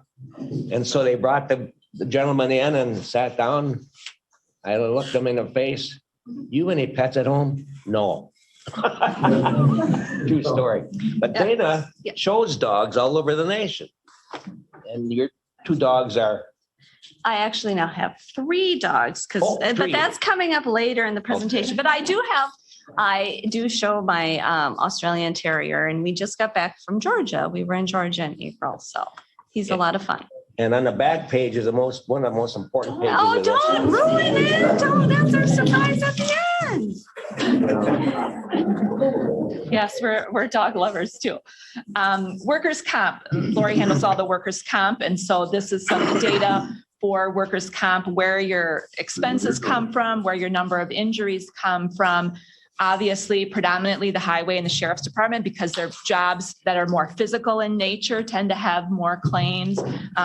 And you can kind of see there some of the numbers that we have. Lori coordinates our quarterly safety committee, where they talk about safety plans, safety programs, policies, and things like that. So overall, I know Highway was looking at some numbers, how they compare to other counties, the number of injuries and stuff. So they're actively looking at some of what they can do. A lot of our injuries come around slips and falls and lifting. So folks that slip on the ice, slip on a wet staircase coming in with wet feet, climbing in and out of snow trucks, lifting heavy things, dog bites we've had at the sheriff's department, inmate altercations, things like that tend to be the more expensive injuries and the types that we see. And that's pretty standard across any of your county environment. And then for benefit along the unemployment insurance, family medical leave, things like that.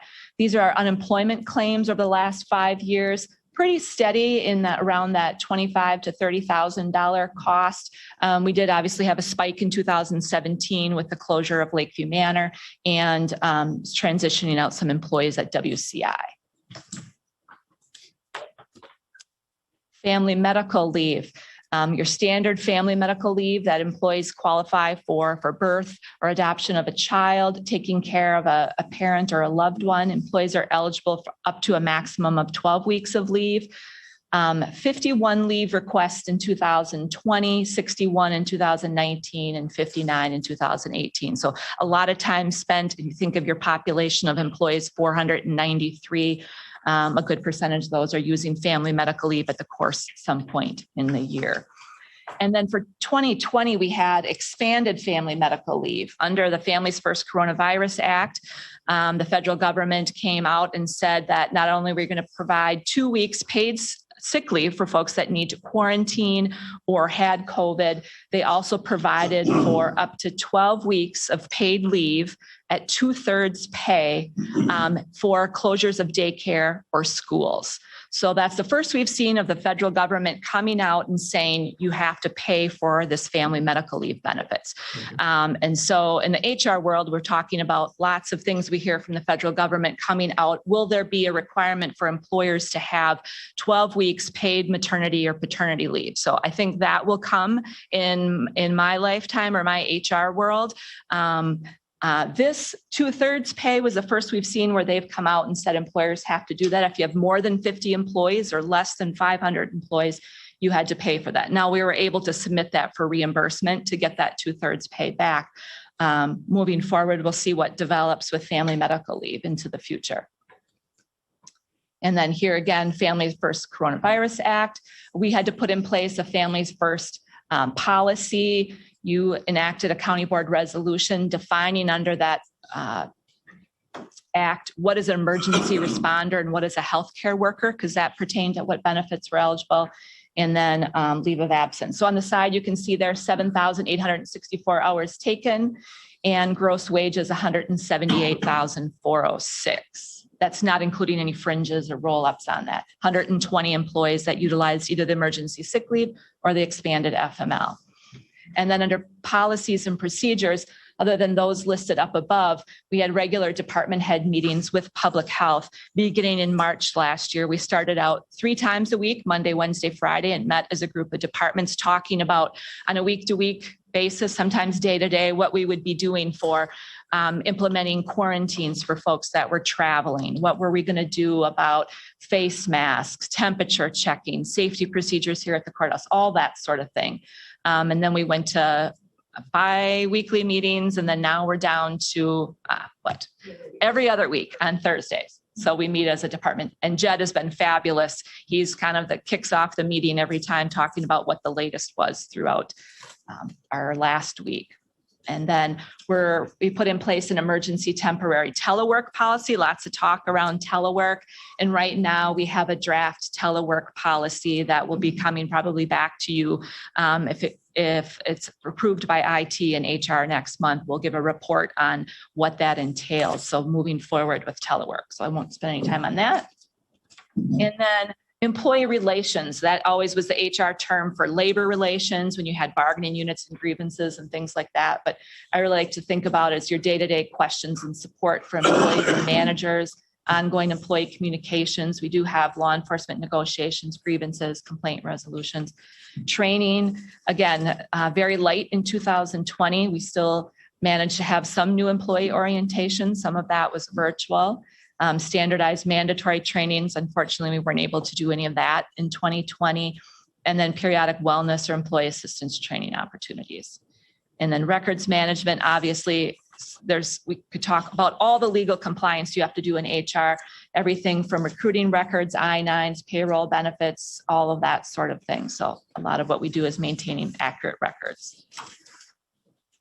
Classification and compensation. Sometimes you'll hear questions about what are our comparables.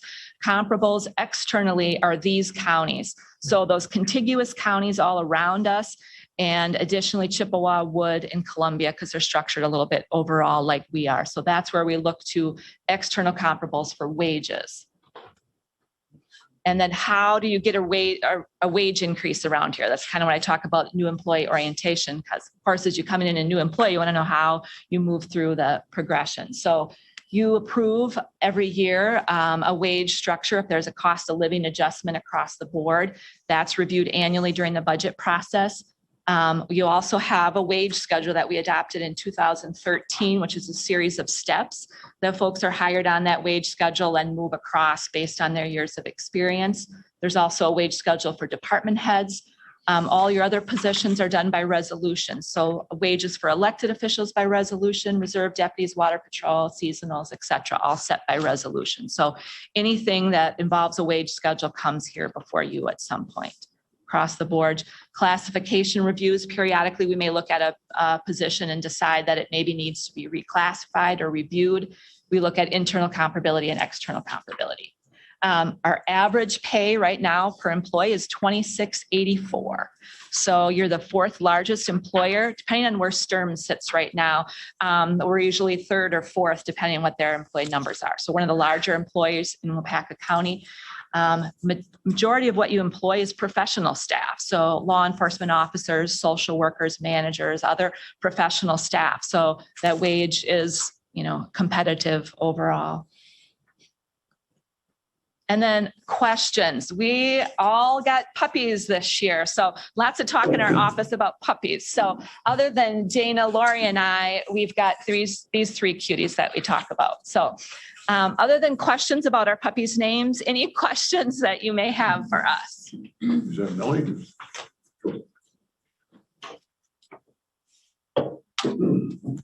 No. I'm a Springer person. I know Joe is too. Any questions for us?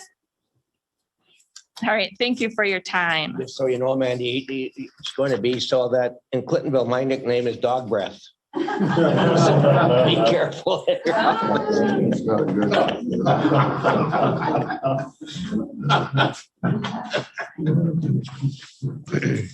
Thank you very much.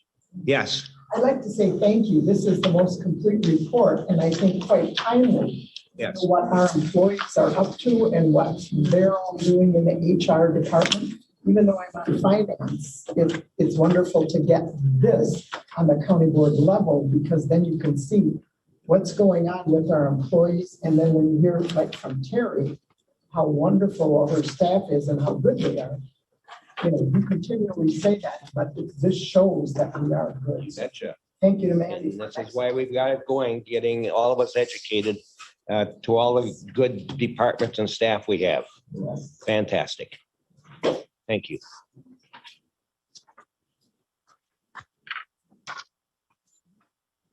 Okay, next on board is land and water report from Ryan Haas. Mr. Chairman, I'm going to put you in the dark a little bit.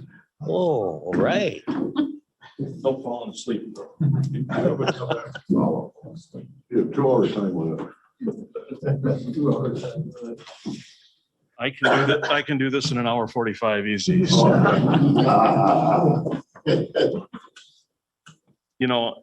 Just to follow up with Terry's comments a little bit about computers. Terry and I are roughly the same age. I feel the same way she does about computers. I think they invade my life a little too much at times. However, we could not do the work we do without them. I mean, to the point where I don't carry notes anymore. I carry my laptop, and it's a little unfortunate, but it's the way of the world. And from a staff perspective, most of my staff has laptops. They worked at home prior to COVID, so they were easily adaptable to having to work at home occasionally during COVID. Now, I would agree with what Terry said. We're all about customer service. The work we do in land and water conservation is mostly outdoor work in the growing season. So we certainly can't successfully work at home for very long, but we can for tiny periods of time, and it helps. So just a little bit of background. I know there's a half a dozen new supervisors or so since I've last stood up here and done any reporting, but a little background on land and water conservation. We're rooted in Chapter 92 of the state statutes, which was developed in 1981. And Chapter 92 says that counties shall create a land and water conservation committee. Their legislative intent was declared to reverse non-point source pollution in our state at that time. A large part of non-point source pollution comes from the farming world, and that would make up a large part of our clientele. So the land conservation committees were empowered to hire staff, thus us. And then the committee and the department together are tasked with land and water resource management planning. So a little bit about that planning right now. It's a 10-year county-specific plan. Our plan has a lot of DNR and DAT cap requirements. That would be Department of Ag, Trade and Consumer Protection. And I think everybody knows who the DNR is. But a large part of that plan is about implementing the Wisconsin Agricultural Performance Standards.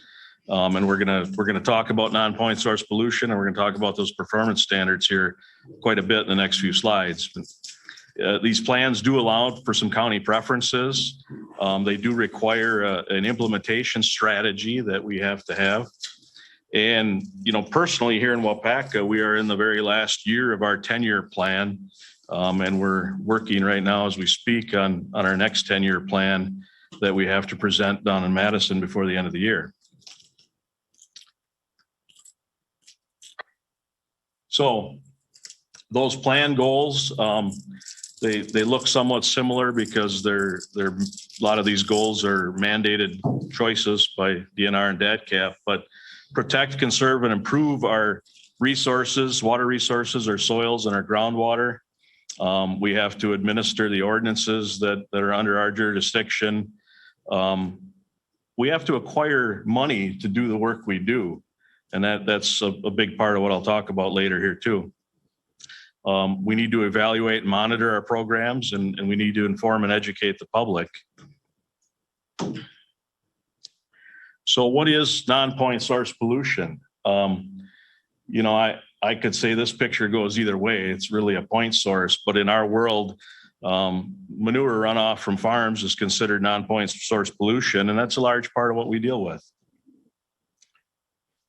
This is also non-point source pollution, maybe in a more pure sense, but just the average runoff from rainfall off of cropped fields. And we've been spending quite a bit more time in the last year or two back to working on these issues. And then lastly, this is really the problem with non-point source pollution. This is the Bay of Green Bay. That's the Leo Frigo Bridge in the bottom of the picture there after a 3-inch rainfall a couple of years back. And that's not really what we'd like the Bay of Green Bay to look like, right? Or we should be the Brown Bay Packers. So I mentioned ag performance standards.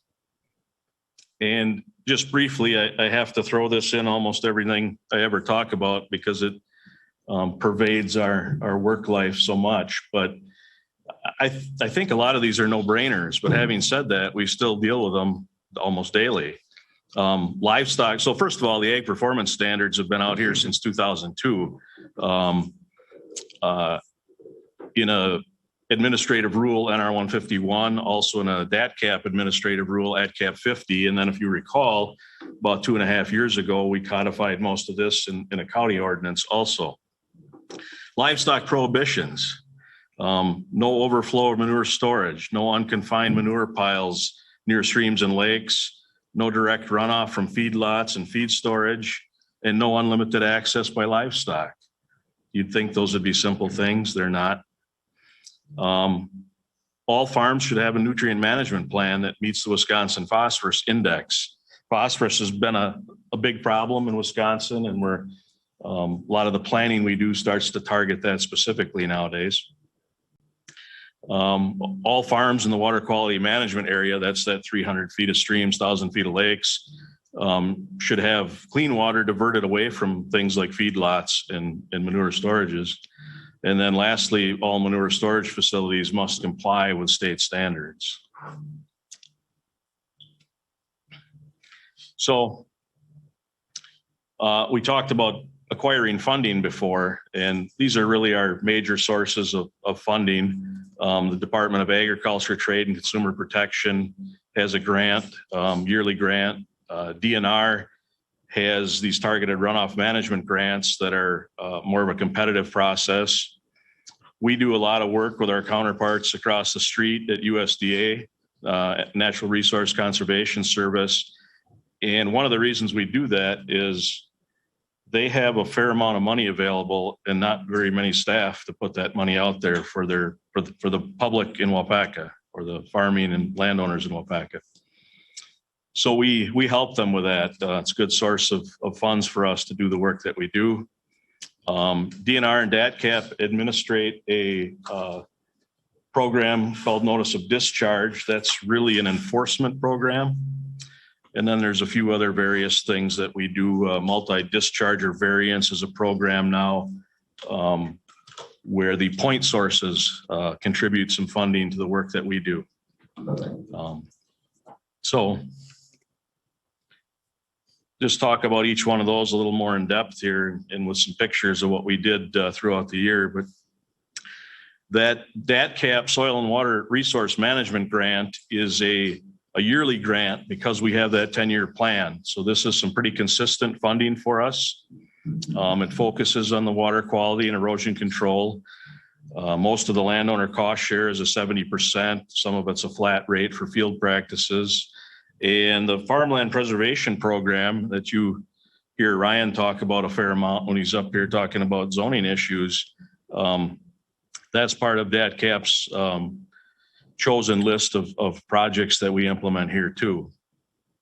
So for 2020 in this program, we had $66,000 we spent on 9 projects, generally smaller erosion control type projects. We had $78,000 for nutrient management planning. That covers a $40 an acre rate, and it's sort of a perpetual contract with a one-time payment. We also carried almost $40,000 of that into this year because sometimes those plans can't be done at the end of a calendar year. A highlight for me, and I'll show you some pictures later, is this harvestable buffer pilot program. DATCAP gave Waupaca County $50,000 in 2020. We were the only county that was given any money for this, and it really came out of a conversation I'd had with them the year before about trying to develop a new conservation practice. The grass is a simple cure-all to a lot of our problems. If we can establish some grass buffers in critical areas, we can fix a lot of the phosphorus and suspended solid issues that we have in this county and throughout the state. And then lastly, and the most important part of DATCAP's grant is they pay for roughly 1.5 of our staff positions each year. Last year, that was just a little under $135,000. So we talked about farmland preservation a little bit. The map here has 10 townships that have some color, either orange, green, or purple. That's where farmland preservation is eligible in this county.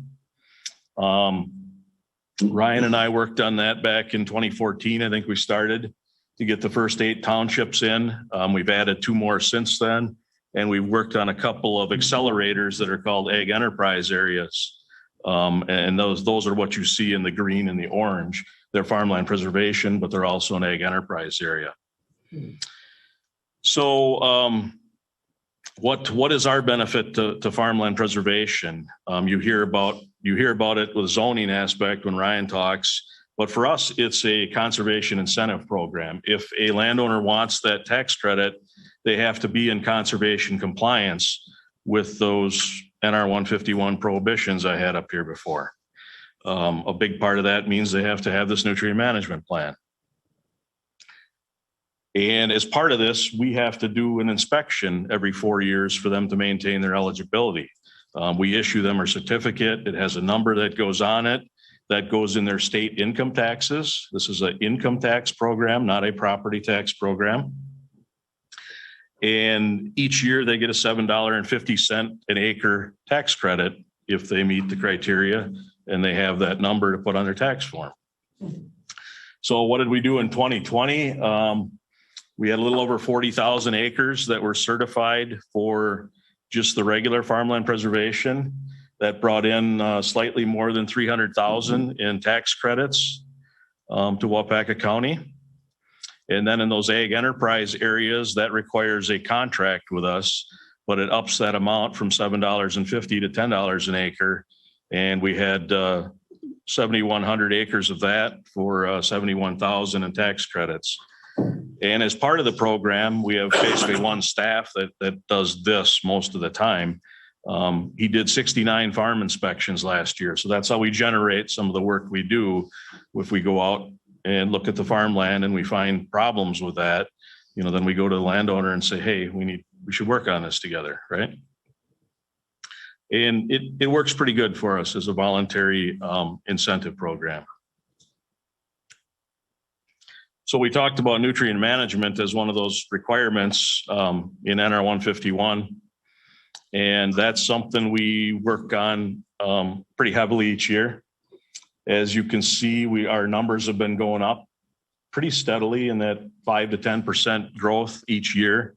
I think we picked up a little over 10% growth from 2019 to 2020, which I was pleased with because this is one of the areas where COVID affected us a little bit. Stefan, our staff person, that's a certified agronomist that does the nutrient management planning and the farmland pres, a bulk of his work is sitting down with landowners, especially the smaller farmers that can't afford to hire this out to a contractor. He does about 27% of those plans, at least the number, amounts to about 11% of the acreage. But, so he's working with a pretty good share of those nutrient management plans, helping those folks do their own planning. There's a computer program that UW provides. You go do your soil testing, you put your information in the program, it spits out your nutrient management plan. That's both for manure applications and commercial fertilizer applications. So, despite the fact that we had over 9 months of no in-person, in-office, 2 people in a 100-square-foot room type of appointments here, we were still able to make some headway there. So just a few pictures of these, what we refer to as the hard practices with that grant money. Sort of a typical erosion control issue out in a field here. I think I've got a laser. So we had, this farmer came to us, he had a big gully coming through from one road down to an ag ditch. This is an old ag ditch that probably drained a little wet pothole up here. And, the erosion had ripped a gully through that field where he couldn't cross it with equipment anymore. So he was starting to get a little concerned about it. This is a typical location that we like to put a sediment basin in a field. So we build a little berm up in here. That's what's going on there. Generally up at the head of the gully and try to cut off the watershed. Some of this was coming through a road culvert. We install a tile to take that water from behind the dike. We're basically building a small dam here in somebody's field. The dam itself is farmable, so the farmers like that. Years ago, we used to do grassed waterways in this situation. The problem with a grassed waterway is a farmer has to farm around it and respect it. Farmers are okay at that. The hired people from the co-op that run the sprayers are not very good at that at all. So we now create these, which are slightly more expensive, but their long-term lifespan is excellent for us. So we put that outlet in, sometimes several hundred feet, and we've got a water quality practice that cuts down about 90% of the runoff off that field. So this is what one of those looks like slightly after a big rainstorm. This is a dike, not the same dike, but this is a dike in a field. And, we had a significant pileup of water there that's settling out. We design these things so they don't hold water on a crop for more than 25 hours. We'd be killing the crop if we did that. But that's all considered in the design package. And what you see, in the foreground, a little hard to see this picture. I'm not going to use my laser. But you see the crud starting to accumulate. There's a pipe right in here that's taking that water out slowly. And all of those solids and sediment are staying on that field while the water siphons off from the top.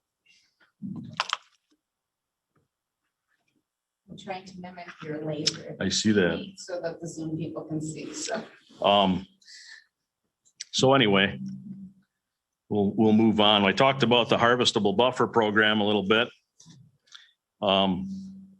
We were able to turn that $50,000 DATCAP gave us into 68.3 acres of harvestable buffer. Now we did some piggybacking with some DNR funds that allow us to do that. We basically came up with a payment rate of $125 an acre, which is probably on the low to average end of rent on good ground. One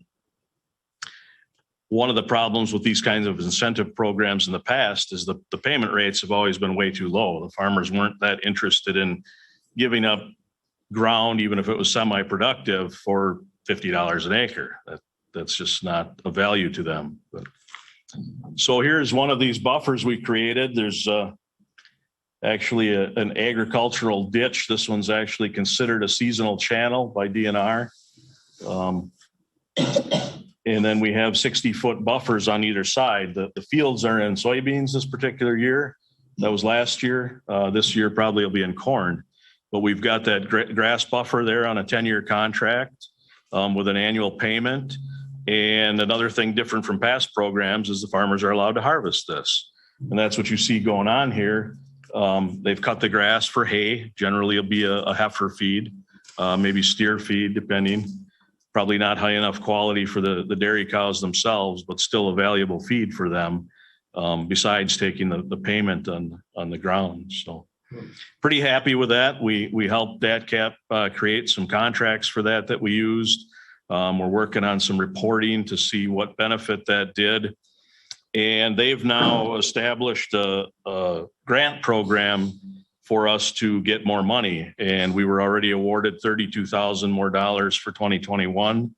And I've already applied for $42,000 more for 2022 to keep this program alive. So back to another one of those grant programs. DNR and DATCAP share this notice of discharge program, which is an enforcement program. Basically runs on complaints. You know, if you as a citizen make a complaint to DNR's hotline, or if we at the county staff see a problem, we work with our DNR partners to go out and do a site inspection and figure out what's wrong.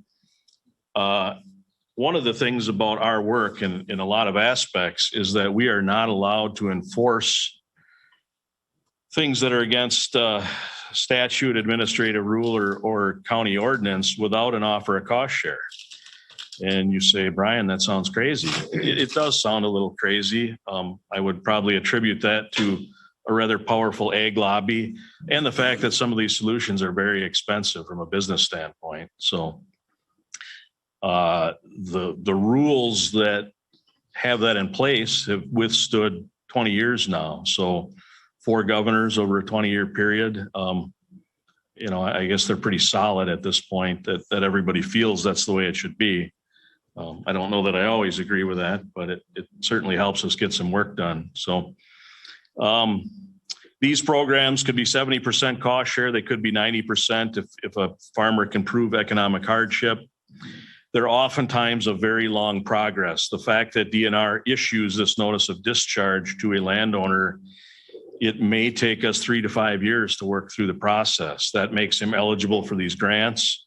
The money can often come pretty quick, but a lot of times it's taken us a pretty fair amount of time to work through a solution and get that person to cooperate. So, however, at that point, if they don't cooperate, eventually DNR will haul them in for what they call an enforcement conference, which is a gathering of everybody's lawyers. And you know, at some point they may refer it to the Department of Justice for enforcement. So that has happened in this county before. So what happened in this program in 2020? We had a $49,000 NOD grant that was issued back in 2016. We finally finished that up this year. Some of that was due to some bad years of weather and just different things. Landowner was actually very cooperative, but just took a long time to work through it. We continue to work on a $250,000 project that we expect to complete this year, an animal waste issue.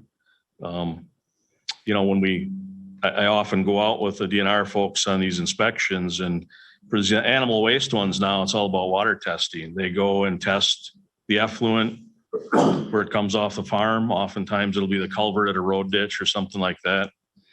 And then they have to follow that water course down to where it enters what's considered waters of the state. In this particular case, probably the Little Wolf River. And they have to sample there so that they prove there's X amount of phosphorus coming from the site. They prove there's X amount of phosphorus being injected into the waterway, and they build their case from there.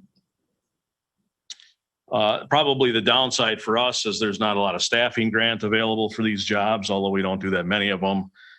We do charge fees for all of our grant work, so we do get 5% out of this.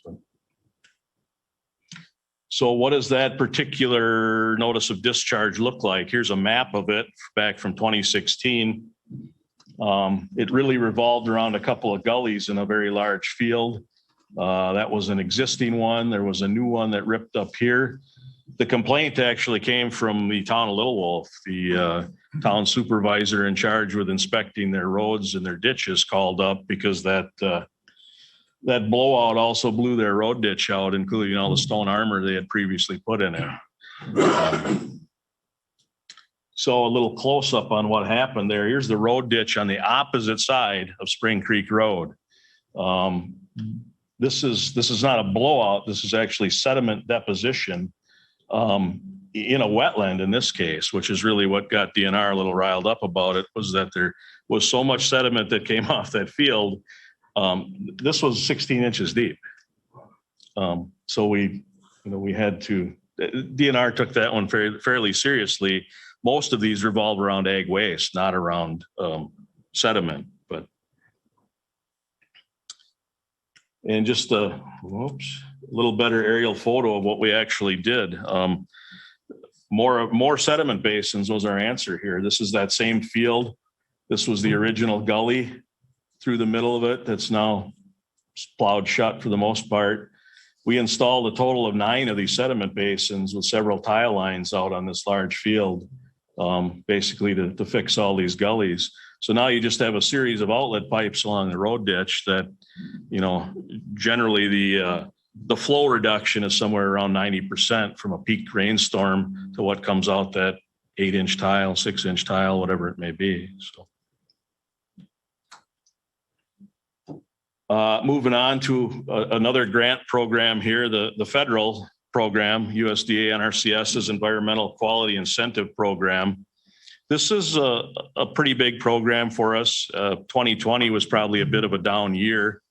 And I would say that probably had more to do with a little bit of a scare in the farm economy from early COVID. Later in the year, things got very busy, but this program is all voluntary. The feds are not into enforcement. They leave that to the state. Farms and landowners are eligible. They do things differently. They don't cost share a percentage. They have flat rates. I actually really like this. I wish the state would get on board with this. It's much easier. Basically, we say, you're going to buy a jug of milk to fix your situation, and we're going to pay you X number of dollars for it. If you want to buy expensive milk, that's on you. If you want to buy cheap milk, maybe you'll get a good deal. So in 2020, we had just a little over $250,000 spent for about 21 projects. Probably bigger is this program does provide some contribution agreements, sometimes just for staffing money for us to do the projects. In this case, they came to us a couple of years ago and wanted to create a demonstration farm network in the Upper Fox Wolf Basin. And we'll look at that basin a little later, but this was a big project. The price tag is now up to a little over $500,000 in funding. Waupaca County, or myself, is basically the financial administrator. We hired a project manager from the private sector.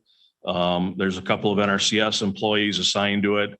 It's an 8-county project throughout the Fox Wolf, ranging from Shawano to Fond du Lac, Marquette to Winnebago.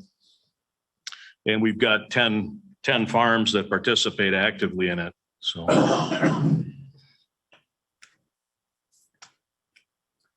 We also did a few projects. We still did a few big projects last year with that federal money. This was one we finished up over a 2-year span last year. Typical manure storage, we still do a fair amount of this. It's big and expensive, but these dairy farms cannot meet their nutrient management plan without that storage. We don't want them spreading the stuff in the winter in general. And there's a pretty good chance there's some new rules coming up here in the next year or two that are going to restrict winter spreading even more on certain soils, sandy soils in general, which is a good part of our county in places. So, so the need for this is there. Just another look at that project. So if you hadn't noticed, one of the other things that was important for us in 2020, we got a drone.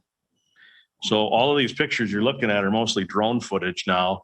I was a little too scared to bring the video in and crash this presentation, but and have Jill and I looking at each other. But what a fantastic way to document things via 400 feet in the air. So here you're just seeing the transfer line going into this manure storage from the barn. Typical egg waste stuff, I guess, for us. It's almost a little boring at times, but. So I talked about that demonstration network. Here's a better picture of what's going on. NRCS has now funded 6 of these networks, all in Northeast Wisconsin. The reason it's in Northeast Wisconsin is, one, we are ag, dairy intensive here. And number 2, they fund these with what's called Great Lakes Restoration Initiative funds. Those are federal funds that are good for any Great Lakes state. And currently I've heard that Wisconsin takes about 60% of this funding with all of those Great Lakes states. So we are the largest demo network, 5,600 square miles. So we're looking at this watershed in yellow here. That's the Upper Fox Wolf Basin.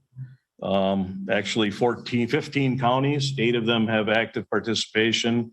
A lot of them are just fringe, and we have 10 farms, the black dots in the network. So there's also other networks. The Lower Fox has been going on for about 6 or 8 years now. They've had a lot of success there with innovative practices. And that's really the goal of the project, is innovation. Soil health movement. The farmers that are in this are very much into soil health and how to make their soil do better things for them.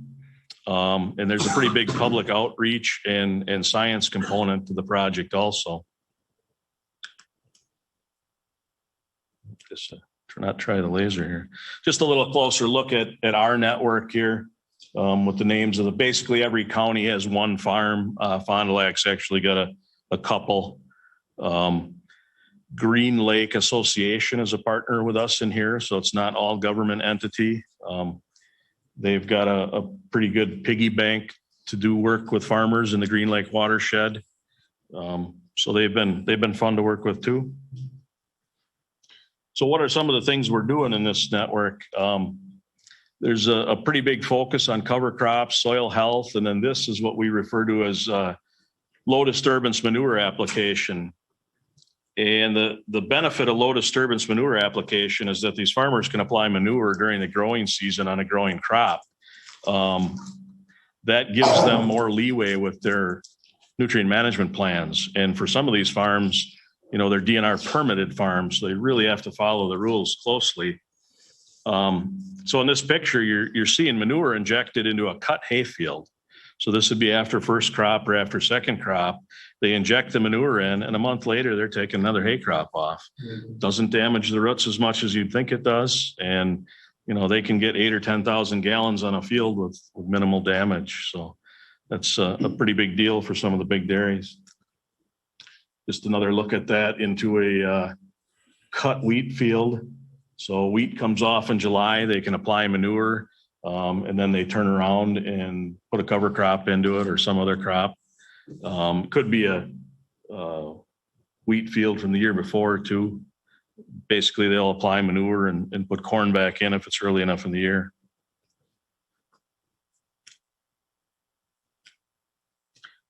So kind of lastly here is the DNR part of our grant program. And this is a big one for us lately.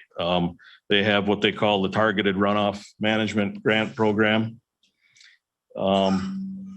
It's voluntary funding to meet what we call the TMDL, which is a total maximum daily load. That's a huge watershed-wide plan that DNR just finished for us in the Fox Wolf Basin. There's a few others around the state, but these are large 50-year plans. And now they expect the counties to implement this for them. So through this program, DNR offers what they call a small scale grant. These are targeted at a specific farm, usually for these bigger ag waste jobs. They cap those grants at $225,000 now, was $150,000 up until last year.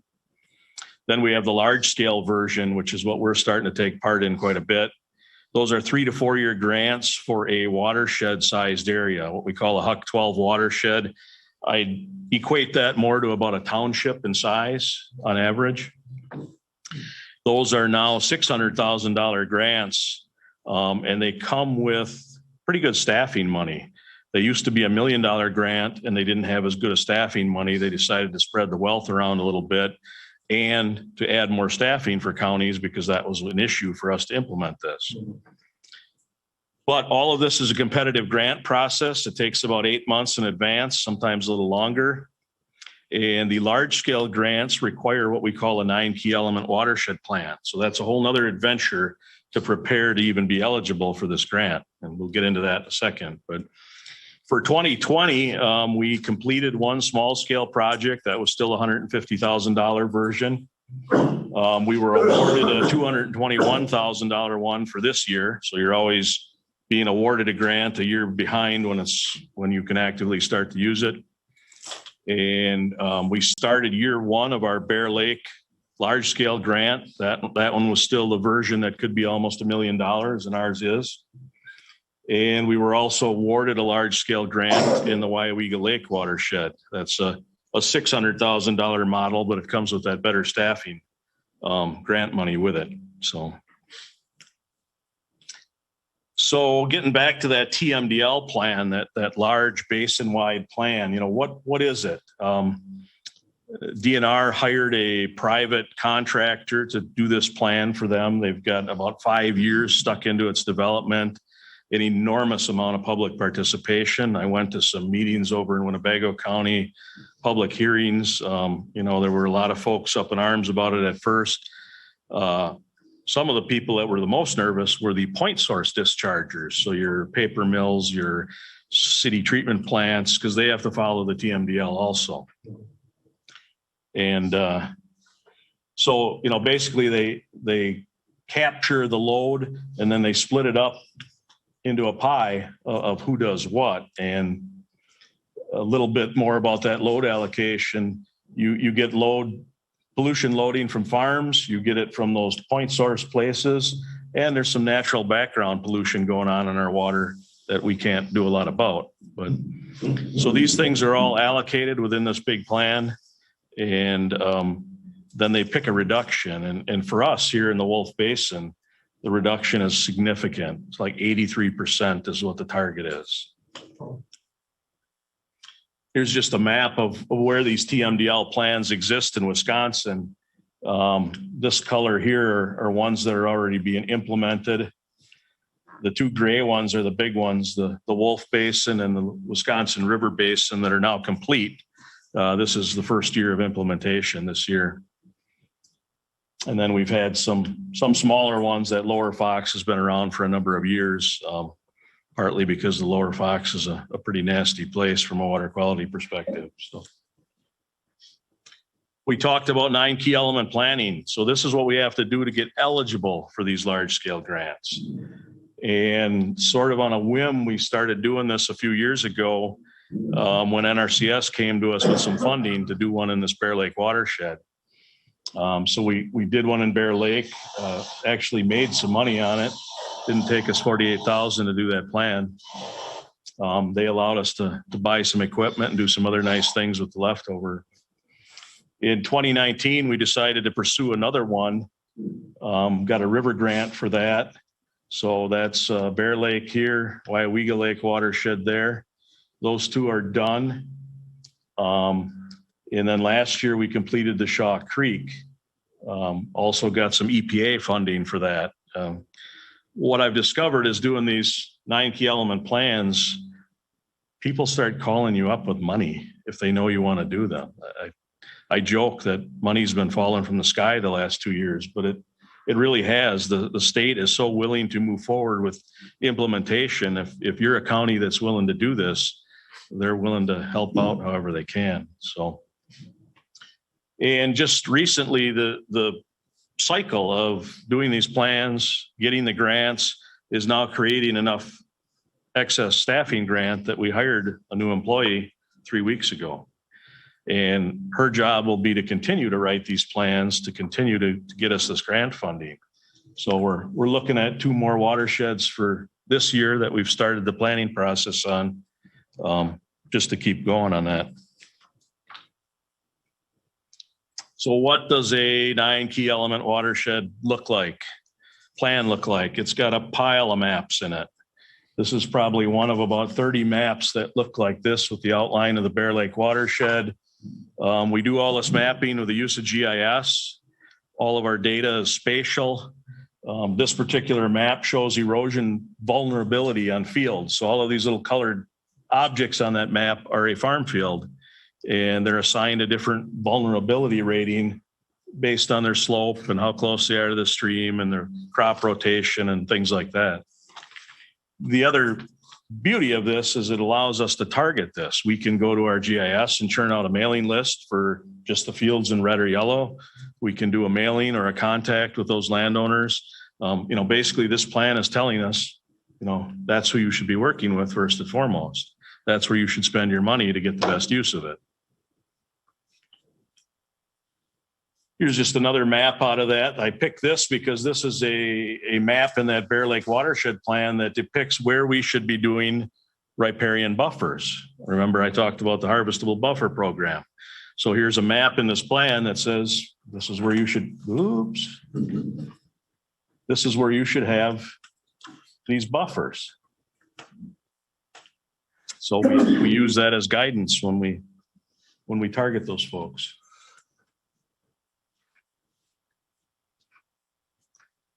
One of the other things that these large scale trim grants provide us is funding to cost share field practices, cropping practices, what we refer to as soft practices. These are annual payments to do different kinds of tillage, to put cover crops on.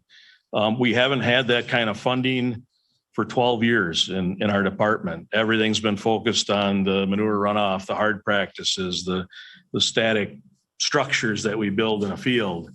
Now, finally, we have money to do cover cropping or no-till. So this last year was year 1 of the Bear Lake, and this was very successful for us in cover cropping. This is the red areas on here represent a little over 2,500 acres of cover crops that were put in Bear Lake watershed last fall. So those are clovers, cereal grains, tillage radishes, things that stay green all winter and continue to grow in the spring as soon as there's enough temperature. They're not harvestable, although some are. The dairy guys are learning to take cereal rye off. They plant it into corn the year before. They'll wait till the late May. They'll harvest it for feed and then plant corn back into it. They lose a little bit of yield on the corn, but they pick up a lot of feed value on the rylage. So we hope that a few years of incentivizing this will help them take off and realize a financial benefit that they'll continue to do it. So 2,500 acres represents 17% of this watershed with a cover crop. You add that in with a dairy rotation, and considering that a third of those fields are hay fields, and we've got probably 50% cover over winter. Here's a look at a cover crop. Again, drone footage here. This is corn silage. The cover crop's only a few days old, but you can start to see the green hue across the field as that cereal rye is about 3 to 4 inches tall. That was on the 8th of October. By Halloween, the stuff was probably 6 to 8 inches tall in a good field. And then it goes dormant over winter and continues to grow again in the spring. And in this case, maybe harvested come end of May. Here's another look at a different field.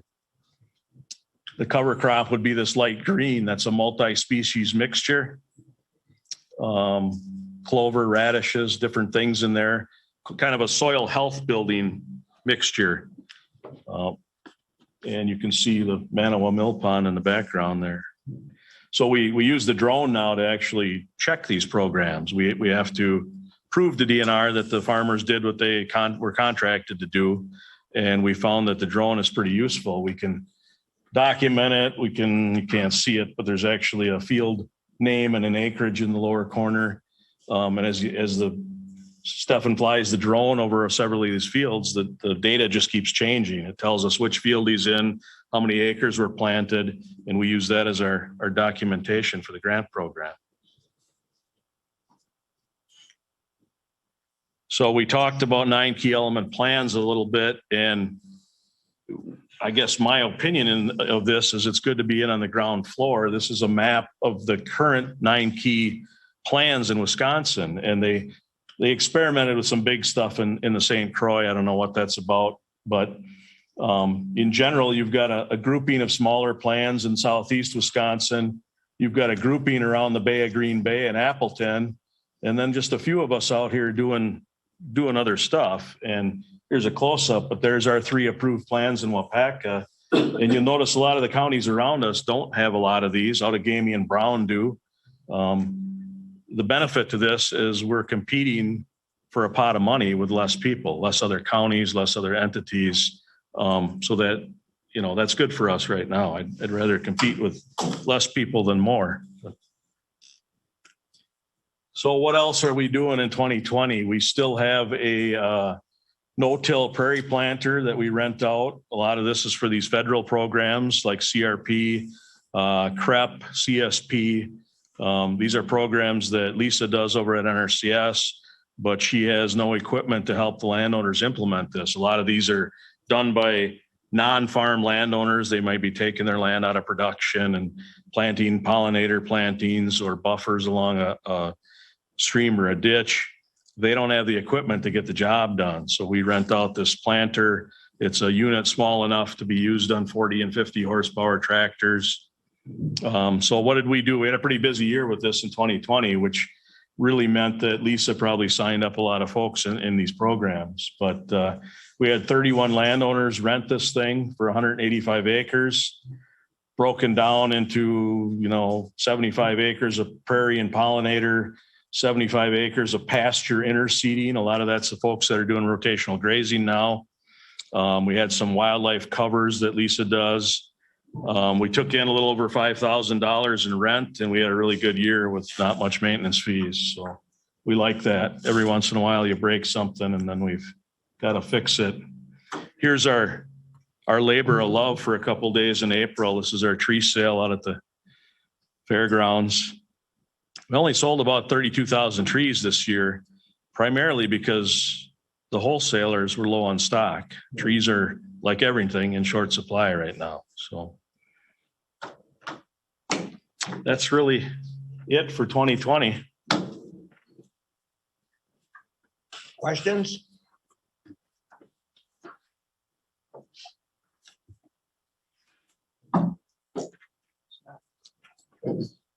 Shouldn't have turned the light off on them, Question.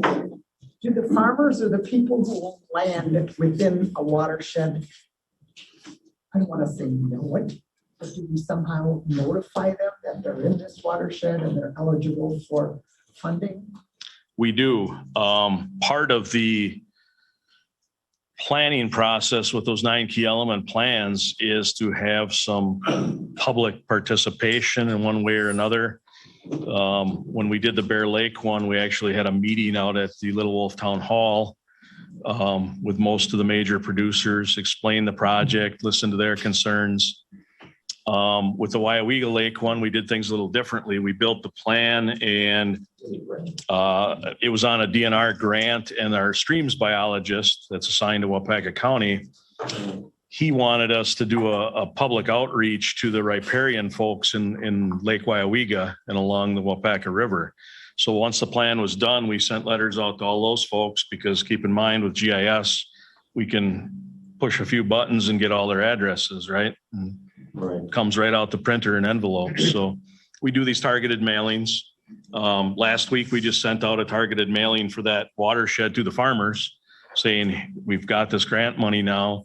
Here's what's available. Come talk to us. So if that doesn't work, eventually we'll start calling them. But we've found that good old fashioned mail still has a pretty good value, at least here in farm country. So. Are you okay with a question from Casey? Yes. There's a question from Casey asking, does the Lakeview Wetland Mitigation Bank help anything related to your department? It absolutely does, Casey. We are going to take some huge credit for your work. Unfortunately, I asked to see if we could spend some of the grant money to help you, and the answer is no, partly because you're going to sell the credits. So if we weren't selling credits, we might be able to fund some of that work through this grant. But nevertheless, taking 165 acres out of production, that's critical land in that watershed.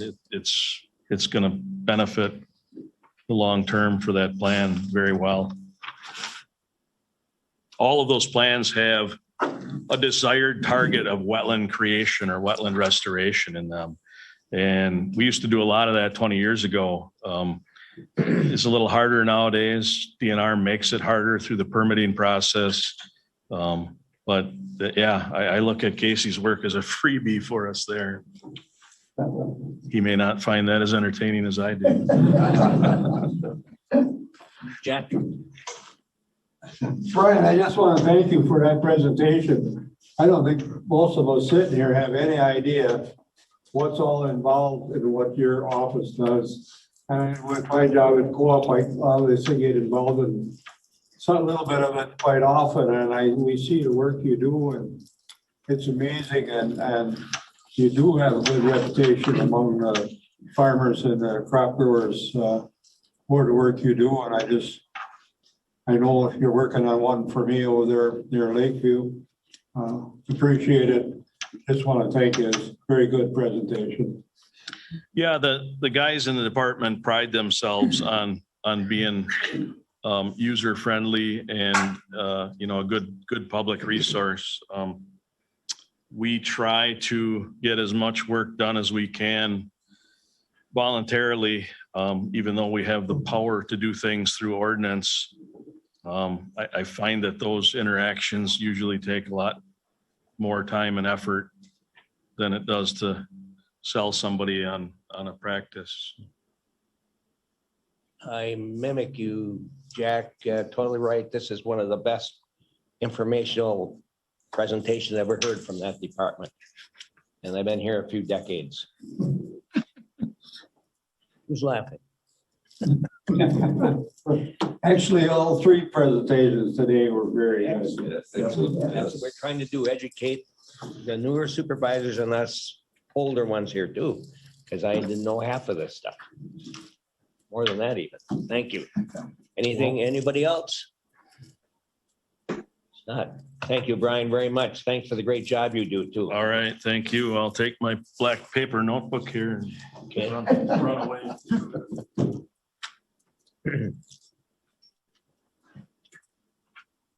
Okay, for the sake of time, I don't have anything, but I do have one comment here. You know, we talk about county government being fueled by our committees, and it certainly is. And I just want to thank Supervisor Quisman and his committee, his legislative committee, for the very thing we passed today. You know, your committee studied the first time and it wasn't acceptable that way, but you went over it and came back and you got it to where it was so approved. Good job. Thank you.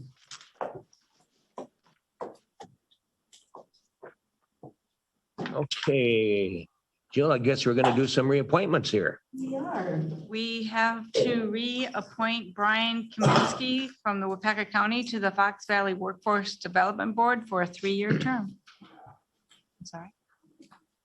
Oh, I'm sorry. Did I say I'm founder? Yes. Okay, McClellan made the motion for acceptance and the second by Maroc.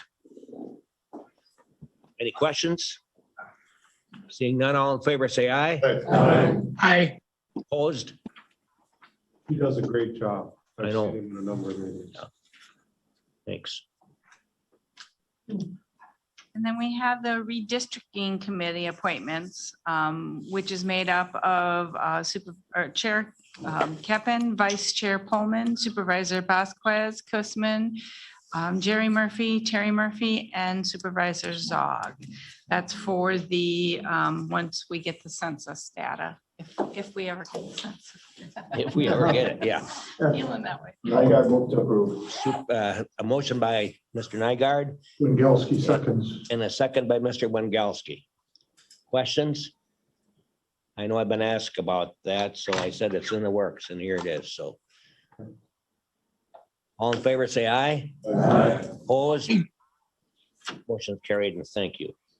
And just so you know, in regards to the WCEDC monthly report, I did not get one, so I apologize. That is not part of your packet today. If I get one late, I will pass it on. Before we adjourn, I had a few of you ask, when are we gonna go back home? Back home to our dear county boardroom. We're working on it.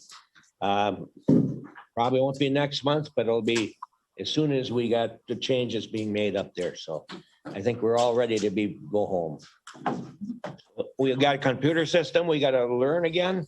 And I think some new supervisors need to.